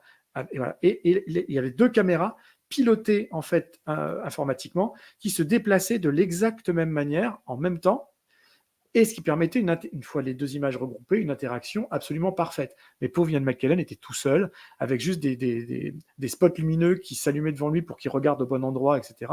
Et il a failli partir, hein. Il a failli démissionner, il a fait une vraie dépression, et Jackson a fait des prouesses de diplomatie pour qu'il reste jusqu'à la fin du tournage. Mais ça a été très éprouvant pour lui. Il lui a dit, vous ne passerez pas. Non, à quelque part comme ça. Non, en fait, c'est rigolo l'anecdote. Il lui a fabriqué une jolie petite loge pour le remercier. Oh. Voilà, ils ont décoré la loge comme il faut. Il lui a expliqué, il s'est excusé. Voilà. Il lui a fait une loge avec des fonds verts. Il fait voilà, tu vois, c'est très beau, tu vois. Voilà, décor, là. C'était mignon parce qu'il ne faut pas oublier que Ian McKellen était déjà quand même pas mal âgé.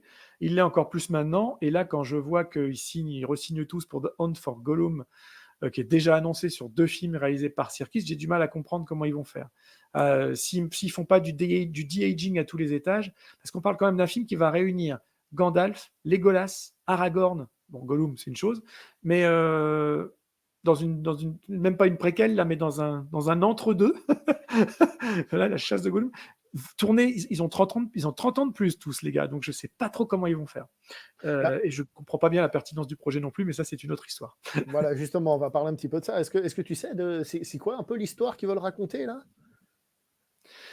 Honnêtement, non. Je pense que ça va beaucoup extrapoler d'après les appendices. Mais moi, là, j'étais invité il n'y a pas longtemps chez Microciné et on parlait de la même chose. Et je disais à Samir que moi, l'histoire de Gollum, j'ai l'impression de l'avoir vue. On me l'a raconté. Hein. De long en large et en travers. Je l'ai vu à travers les 2 tours, le retour du roi et un voyage inattendu. J'ai vu suffisamment de Gollum. Après, je doute pas que les films seront beaux et je doute pas que j'aurai une certaine émotion à retrouver les personnages que j'ai aimés, etc.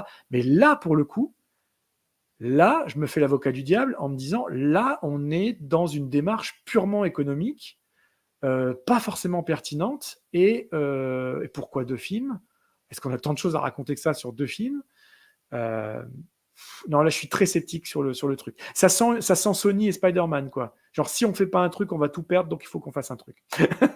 C'est fort probable. Surtout qu'en plus, il y a un jeu vidéo sur Gollum qui est sorti il y a Oui. pas si longtemps, qui a une Très réputation mauvaise assez dégueulasse. réputation. Ouais. Alors moi, je joue pas, donc je l'ai pas vu tourner, je sais pas ce qu'il en est. Mais oui, je suis au courant de cette réputation de désamour généralisé par les joueurs. Oui. Mais là, je peux pas me prononcer. Cependant, c'est Andy Serkis. Alors, bien sûr, il a interprété Gollum, mais il a aussi été réalisateur de seconde équipe, assistant réalisateur, en tout cas, on va dire, Oui, de sur le Peter Hobbit, Jackson ouais. sur le premier. Ouais, sur le Hobbit. Ouais. Sur le Sur premier, le pas sur les reshoots qui ont suivi tout ça. Là. Alors, en fait, du coup, sur le 1 et le 2, on va dire, Ouais. la moitié du 2, sur les reshoots, il n'a pas pu parce qu'il, enfin, sur le tournage additionnel, il n'a pas pu parce que il partait faire César, hein, il partait faire la planète des singes, le deuxième, je crois. Et donc, il ne pouvait pas rester jusqu'au bout. Donc, il a réalisé certaines choses. Et il était paumé parce que lui, il était réalisateur de seconde équipe dans l'entre-deux, où on ne savait pas si on allait passer de 2 à 3 films, comment on allait gérer tout ça. Et donc, il a tourné beaucoup de séquences sans savoir où et comment elles allaient être intégrées. Voilà, des séquences d'action essentiellement. Maintenant, quand je vois Venom 2... Attends, il y a le 3 qui arrive, de quoi tu te plains? De quoi tu te plains? Tranquille, plains-toi par étapes. Hein. Oui, voilà. Mais je vais pas comment. Oui, non, mais tu fais très bien de me reprendre parce que je vais me reprendre tout seul. Là, je parle juste à l'instant T. Ça se trouve, j'ai trouvé les films super. Hein. Là, on est dans le préjugé, on est dans le voilà. Tout Tu à vois, fait. de la même manière, quand je découvre la bande-annonce du film d'animation sur le Rorim, que j'attendais, hein, et je vois la bande-annonce, et voilà, ça a fait un effet flop sur moi, mais alors total. Je me dis, mais ça ressemble à tellement et tellement d'autres productions japonaises que j'ai pu voir. Ça fait plus du médiéval fantastique de base. Où est le Seigneur des Anneaux là-dedans, vraiment? En quoi c'est pertinent? Je sais pas. C'est adapté il n'y a que 5 pages hein, dans les appendices qui traitent de ce passage-là. Donc là, on est dans l'interprétation très, très libre et très, très large de ce qui va se passer. Encore une fois, là, on nous met frontalement une héroïne et pas un héros. Bon, voilà, je me dis, où est-ce que ça va aller? Est-ce que c'est pertinent? Le trailer ne m'a pas embarqué, mais ça se trouve, je vais être dans la salle et je vais être comme un dingue, quoi. Donc, faut réagir aussi aux choses à chaque étape et jamais rester braqué sur une première impression. Ça, c'est l'erreur à ne pas faire. C'est ce Faut qu'on pas a dit rester tout à braqué l'heure. sur ses préjugés, quoi. Voilà. C'est ce qu'on a dit tout à l'heure, en gros. Mais on a dit que Tolkien a fait son George Lucas en revenant sur son œuvre. On peut dire que Peter Jackson a fait son George Lucas en faisant son préquel qui a été moins aimé que sa trilogie qui a adulé. Et finalement, est-ce que faire des suites à foison dans l'univers, quitte à ne plus trop essayer de garder l'essence, mais plus faire du commercial, c'est pas un peu du Star Wars aussi, de nos jours? Mais totalement, le rapprochement, il peut paraître facile, mais en fait, il l'est pas facile. Il est juste évident et même, j'ai envie de dire, primordial. On a dans les 2 cas, on va dire une prélogie, hein, finalement. Le Hobbit, c'est une prélogie au Seigneur des Anneaux, qui est mal aimée, comme l'a été la prélogie de George Lucas en son temps, au point que Lucas, il a tout plaqué, il a tout revendu, voilà, il fait plus rien. Et Jackson, il réalise plus de fiction non plus. Hein. Donc voilà, premier truc. Et puis là, on assiste à une recrudescence de projets autour de l'univers de Tolkien qui, grosso modo, s'apparente à ce que fait Lucasfilm et Disney+, mais j'insiste bien, Lucasfilm, qui reste une entité, hein, c'est pas Disney le mal, faut arrêter avec ça, voilà, même si ils sont là pour faire des sous, etc., et qu'ils en font beaucoup trop, mais on arrive dans cette surproduction, dans cette surenchère d'œuvres adaptées de Tolkien. Et quand je vois, j'en remets une couche, hein, moi je suis un fervent défenseur, que les Anneaux de pouvoir se font défoncer, alors que pour le coup, c'est une série qui propose quelque chose d'inédit pour l'instant, c'est-à-dire qu'on se penche vers le second âge de la Terre du Milieu, alors qu'on respecte plus ou moins le lore, etc., qu'on respecte plus ou moins Tolkien. Je rentre même pas dans ce débat-là maintenant, parce que c'est pas le sujet de l'émission et d'une, et puis en plus, ce serait un petit peu compliqué à expliquer, mais au moins, j'ai le sentiment qu'on me complète. Quelque part, c'est la prélogie de la prélogie. Voilà, pour moi, ça fait partie de l'univers. En plus, graphiquement, ils font tout pour que ça s'imbrique dedans. Les nains, c'est les mêmes nains, la façon de représenter les elfes, les décors, même les décors qu'on n'a jamais vus comme Númenor et tout ça, tout est très cohérent avec le visuel Weta, on va dire. Si ce n'est le visuel Jackson, on va dire le visuel Weta. Voilà, le John O, etc., qui ont bossé sur les designs. Donc moi, j'embrasse complètement les Anneaux de pouvoir parce que c'est pertinent et qu'on me propose quelque chose de nouveau. Quand on me fait les Rohirrim, alors qu'on a déjà eu les 2 tours et le retour du roi, on nous a montré plein de choses sur ce peuple-là que je trouve absolument génial. Je me dis, ça peut apporter quelque chose, mais encore une fois, on adapte 5 pages des appendices. Bon, pourquoi faire? Qu'est-ce qu'on va faire? On va bien voir. Alors, The Hunt for Gollum, là, on est carrément dans un procédé à la Obi-Wan Kenobi, la série, ou je sais pas, les séries type The Acolyte ou autre, quoi. Quelque part, quand tu apportes un truc nouveau, quelque part, The Mandalorian, moi j'aime beaucoup. Je trouve que ça a apporté un vent de fraîcheur à cet univers-là, ça allait un peu au-delà de ce qu'on connaissait déjà, tout en s'y rattachant, mais de manière suffisamment différente pour que on ait à manger sans être que nostalgique. Voilà. C'est pour moi ce que sont les Anneaux de pouvoir. Voilà. The Mandalorian est à Star Wars ce qu'est les Anneaux de pouvoir à Tolkien, pour moi. Après, ça commence à aller trop loin. Et même moi qui suis complètement fan de cet univers-là et qui aime me baigner dedans, eh ben j'arrive, ça y est, j'ai passé ce stade à ne plus être hypé par ce qui s'annonce. On nous annonce tellement de trucs. Et c'est pas la fin. C'est-à-dire que quand les Anneaux de pouvoir seront finis, il y aura autre chose. Quand The Hunt for Gollum sera fini, il y aura autre chose. Et quand le Rohirrim sera fini, il y aura autre chose. Voilà. On sent que là, on est parti pour une franchise, une licence sans fin, qui aurait déplu à Tolkien, mais de toute façon, on l'a dit en début d'émission, absolument tout ou presque lui aurait déplu, donc quelque part, ça compte pas, sinon on ferait rien du tout. Moi, tout dépend du cœur avec lequel on fait les choses. Après, je ne doute pas du tout du cœur de Jackson et Serkis à l'entreprise. C'est juste la pertinence de ce récit-là. Qu'est-ce qu'il y a à raconter sur 2 films sur la traque de Gollum? Je suis sceptique. Parce que moi, j'ai un truc qui... Enfin, c'est peut-être pas, ça va peut-être pas être très apprécié, mais en réalité, on dit souvent que le héros, le vrai héros du Seigneur des Anneaux, c'est Sam, mais moi j'ai envie de dire que le vrai personnage principal du Hobbit et du Seigneur des Anneaux, en réalité, c'est Gollum. Alors, du Hobbit, oui et non, du tout, très peu. Ouais, on le voit quand même très très peu dans le Hobbit, mais oui, Gollum, c'est un liant. C'est lui qui représente tout ce qu'il ne faut pas, ce vers quoi il ne faut pas sombrer. Hein, c'est l'effet miroir de Frodon pendant tout le film, quoi. Le poids de l'anneau, ça provoque ça. Voilà. Tu peux devenir ça. C'est personnifié, c'est montré à l'image, concrètement. Et tu n'as pas envie de devenir ça. Mais ça n'en donne que d'autant plus de poids à toutes ces séquences. Et là où tu as raison, que ce soit dans Le Seigneur des Anneaux ou dans le Hobbit, où à chaque fois que quelqu'un porte l'anneau ou s'en rapproche, voilà, on subit cette pression-là, ce pouvoir-là, qui est en train d'être super bien développé d'ailleurs dans les Anneaux de pouvoir, genre, on va glisser un coup, voilà, sur cet effet-là. Là, oui, ça fait de Gollum un personnage central, mais c'en est un. Voilà. Mais après, oui, on aime à dire que Sam, c'est le vrai héros de la trilogie, parce que c'est lui qui porte tout. Mais en fait, il y a quasiment autant de héros que de personnages dans Le Seigneur des Anneaux, et plus encore dans le Hobbit. En fait, dans le Hobbit, tu as beaucoup plus... comment dire ça? Chez Jackson, en tout cas. Dans le Hobbit, chez Jackson, tu as beaucoup plus de chemins parallèles. Voilà, qu'il y en avait dans Le Seigneur des Anneaux, où c'était pour Frodo. C'est la devise, c'était pour Frodo, même plus que pour l'anneau. Hein. C'était pour Frodo. Là, le chemin de Bilbon est passionnant à suivre pour lui-même. Le chemin de Thorin est passionnant à suivre pour lui-même.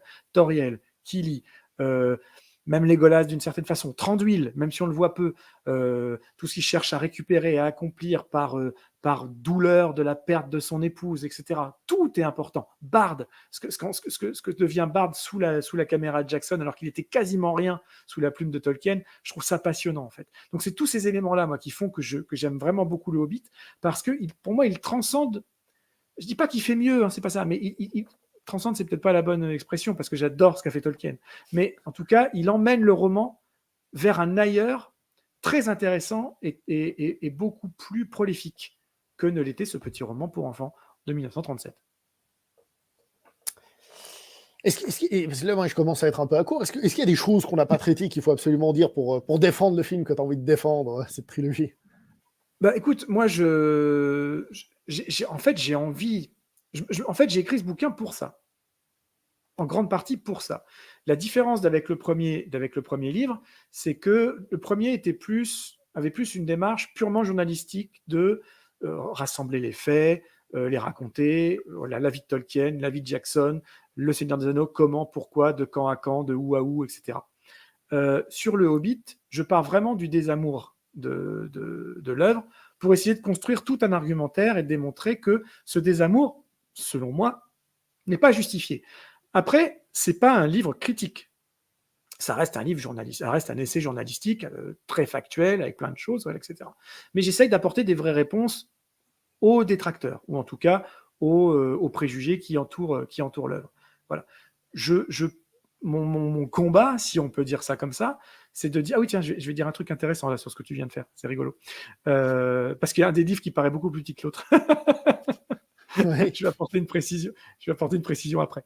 Et donc, ça m'a fait perdre la question, mais c'est pas grave. T'as fini en disant Mein Kampf, t'as dit mon combat, pardon. Oh merde. Ah bah tiens, c'est parti aussi des choses intéressantes dont le livre parle. Hein. Le rapport entre le Tolkien et la Seconde Guerre mondiale, qui est un rapport très différent avec la première.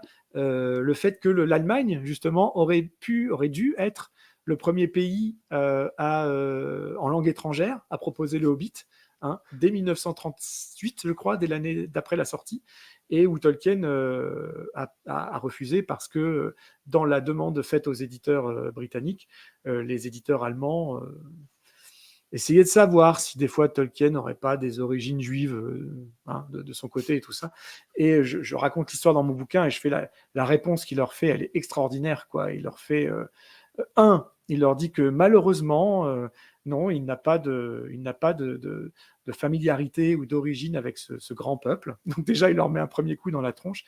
Et en plus, il leur dresse une étymologie du mot arien qui est absolument à tomber, quoi. Et c'était d'un courageux, je trouve, à l'époque. Et donc, il s'est opposé à la sortie du roman dans cette Allemagne-là, on va dire. Bien sûr, depuis...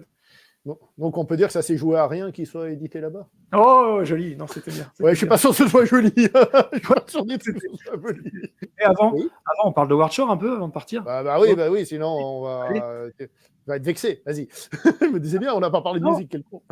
Bah oui, juste pour dire que là aussi... Ça, c'est le bonus pour ceux qui sont déjà partis, toi. Ah, tant pis.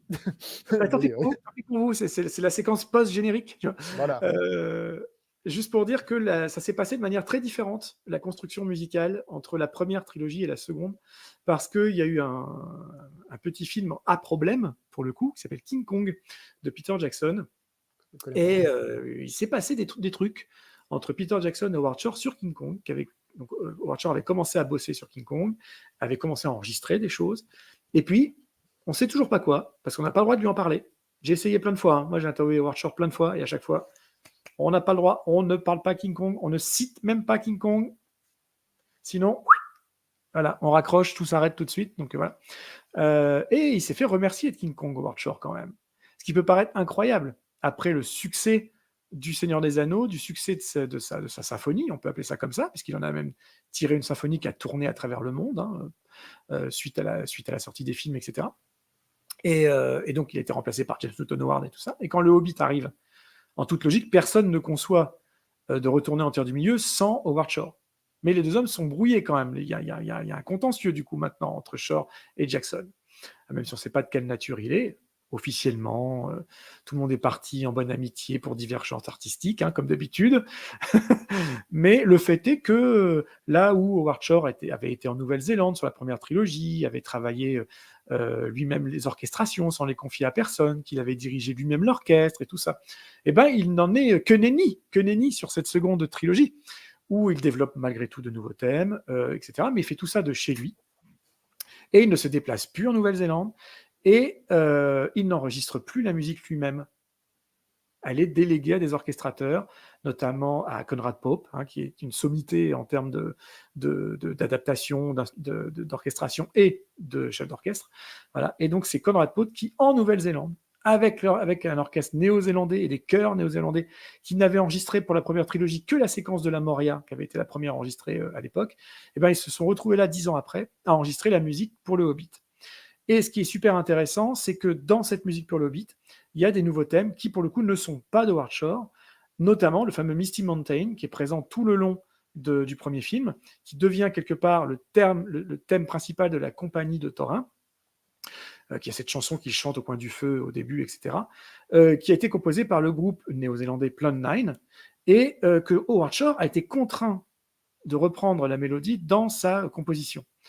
Ça lui a moyennement plu d'être obligé de faire ça, ce qui explique qu'on ne retrouve pas ce thème dans le 2 et le 3, dans la désolation de Smaug et dans la bataille des 5 armées, où il a complètement délégué. Alors, il y avait des rendez-vous en vidéoconférence, un peu comme on le fait maintenant, hein, voilà.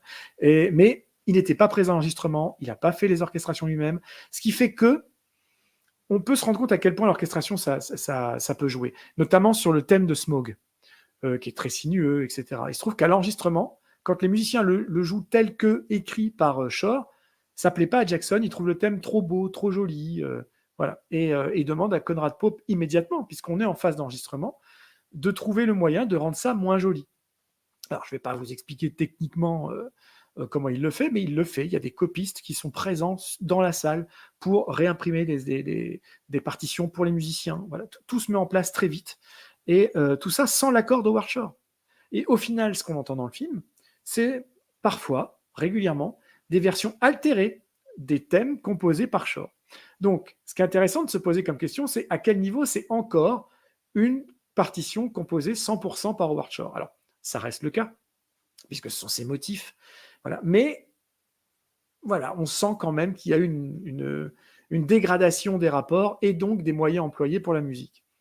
Et pourtant, parce que là je parais très négatif, j'adore la trilogie musicale du Hobbit, que je trouve ultra complémentaire à celle du Seigneur des Anneaux, qui, comme les films de Jackson, ne pourra jamais avoir le même effet de surprise, parce que les musiques de la première trilogie, on n'attendait pas Howard Shore, surtout un Howard Shore sur un projet comme celui-là, lui qui était assigné à Cronenberg, au thriller, etc. On ne l'attendait pas sur de l'épique à ce niveau-là je sais pas, d'éclat, fantaisie, etc. Et je trouve qu'il arrive à créer de nouveaux thèmes formidables, que ce soit le thème de Smaug, le thème d'amour de Toriel et Kili, enfin tout ce qu'il a, le thème de Lackville qui est absolument formidable, voilà. Et voilà. Et donc je vous invite, alors je sais que tu me permettras de le faire, je pense, vos parleurs, parce que c'est la même famille, mais il se trouve que j'ai fait toute une série d'émissions sur Microciné, et il y en a une notamment consacrée à Howard Shore. Je vous invite, si ça vous intéresse, à aller voir ce qui s'est passé il n'y a pas longtemps sur Microciné, autour du Hobbit aussi, ça en complément. Voilà, et tout ça pour dire que là aussi, je défends ça, et que les livres, à chaque fois, je me fais l'écho du travail de Howard Shore, parce que pour moi, et je le rappelle dans mon avant-propos, les bâtisseurs de la Terre du Milieu dans mon affect, ils sont 3. Il y a Tolkien, Jackson et Shore, les mots, les images, mais il ne faut pas oublier le son aussi. Ce n'est pas le mot de la fin, c'est le son de la fin. C'est le son de la fin. Et du coup, tiens, comme j'ai pas envie de raccrocher, Ouais, vas-y.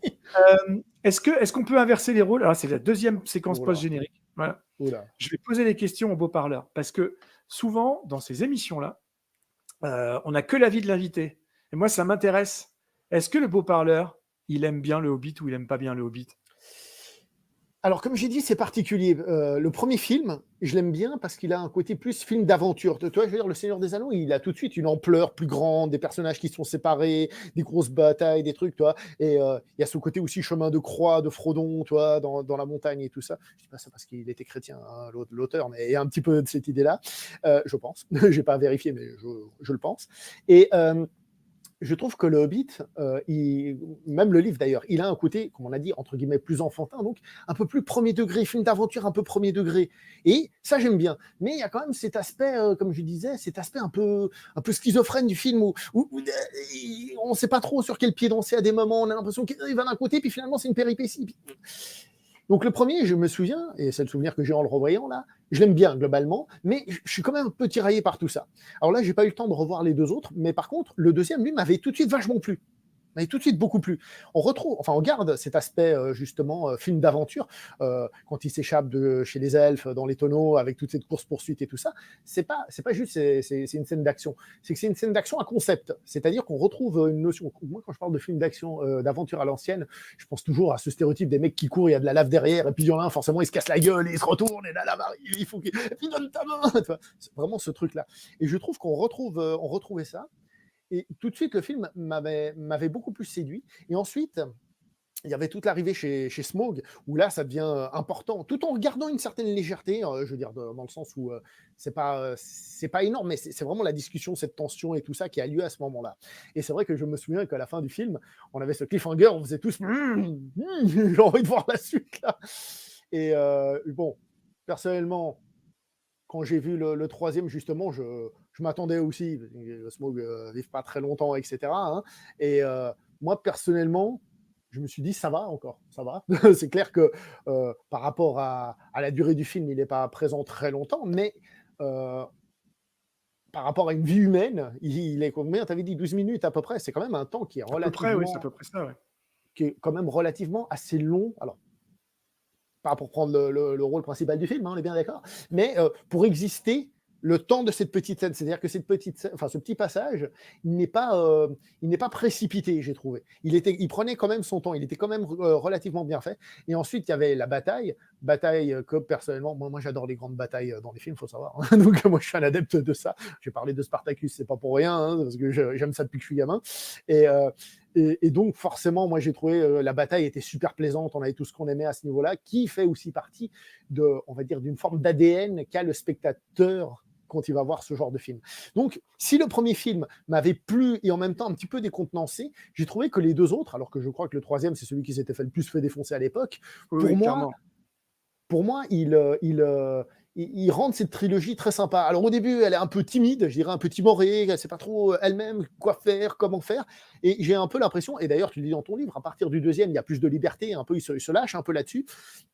Et peut-être qu'il y a une espèce de prise de confiance, on va dire, bon, allez, on le fait. Et du coup, personnellement, je trouve que les deux autres fonctionnent, à mes yeux, hein, c'est subjectif ce que je dis là, on est dans le j'aime pas, hein, fonctionnent mieux. Et du coup, on englobe le premier avec eux qui le fait fonctionner. Et pourtant, en revoyant le premier, j'ai quand même senti ce côté, c'est bien, mais voilà.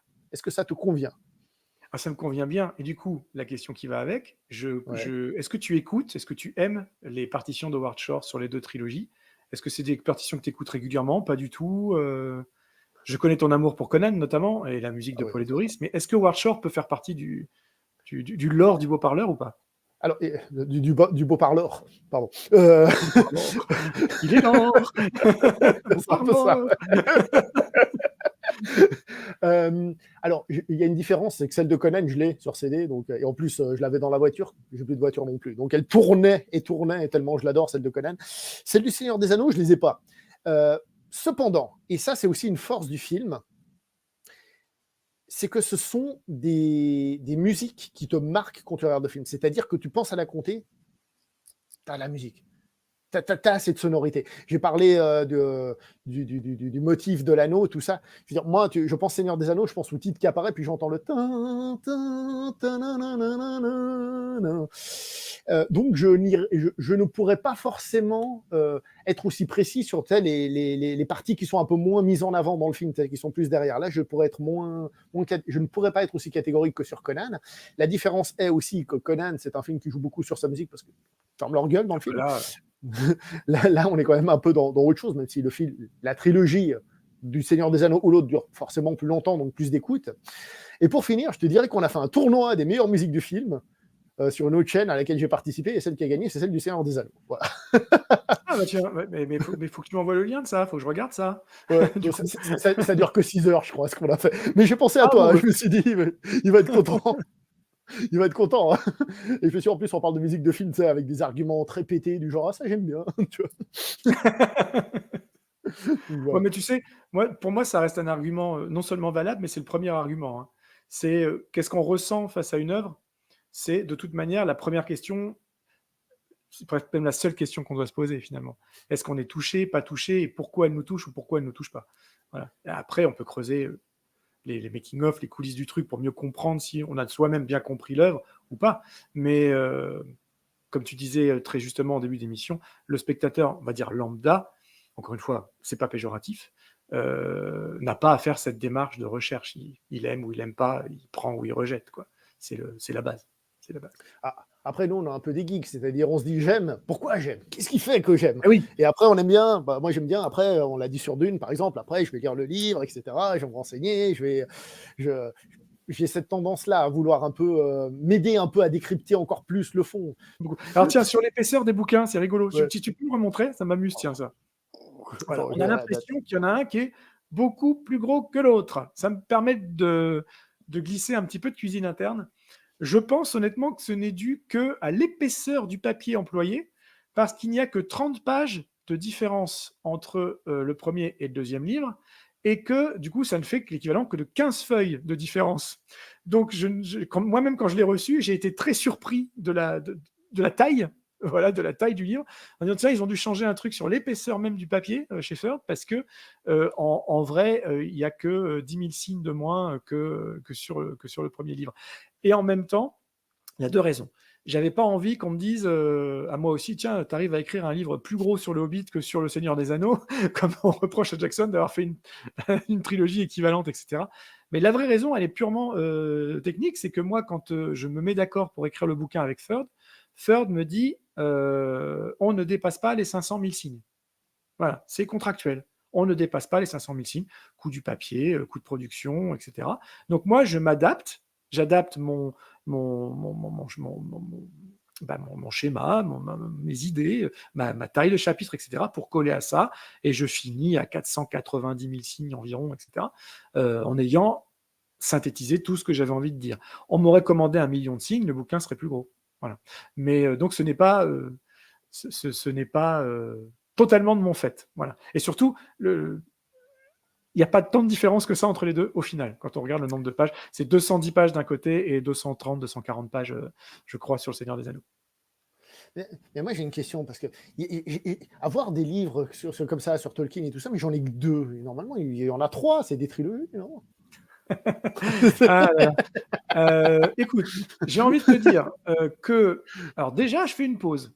C'est la première fois en 5 bouquins que j'ai enchaîné ces dernières années, que je m'autorise une pause parce que celui-là, il m'a rincé, mine de rien.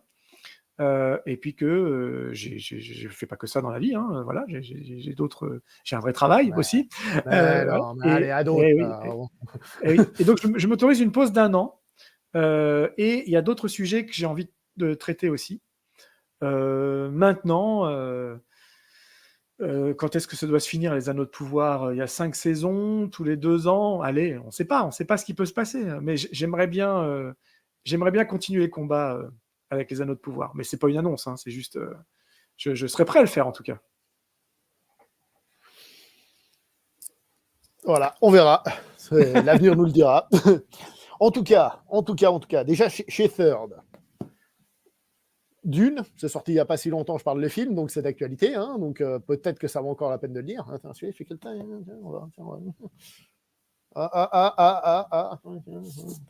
Ouais, il est quasi similaire au Seigneur, je crois. C'est quasiment la même chose. Il paraît que la taille, ça compte, hein, alors on va... donc voilà, donc on rappelle donc Dune, ici, hein, on a fait une vidéo sur Dune, hein, par rapport à Dune 2, etc. Hein.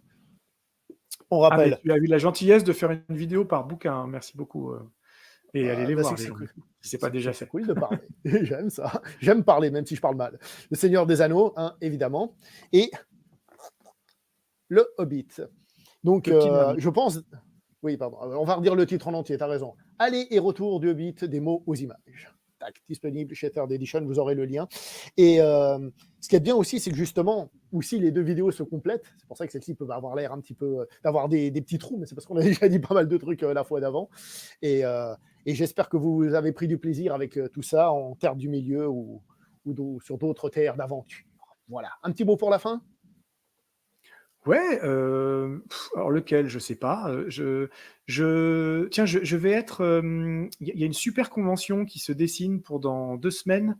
Je crois que c'est les 28 et 29 septembre en Bretagne. Oh, j'ai pas le nom exact.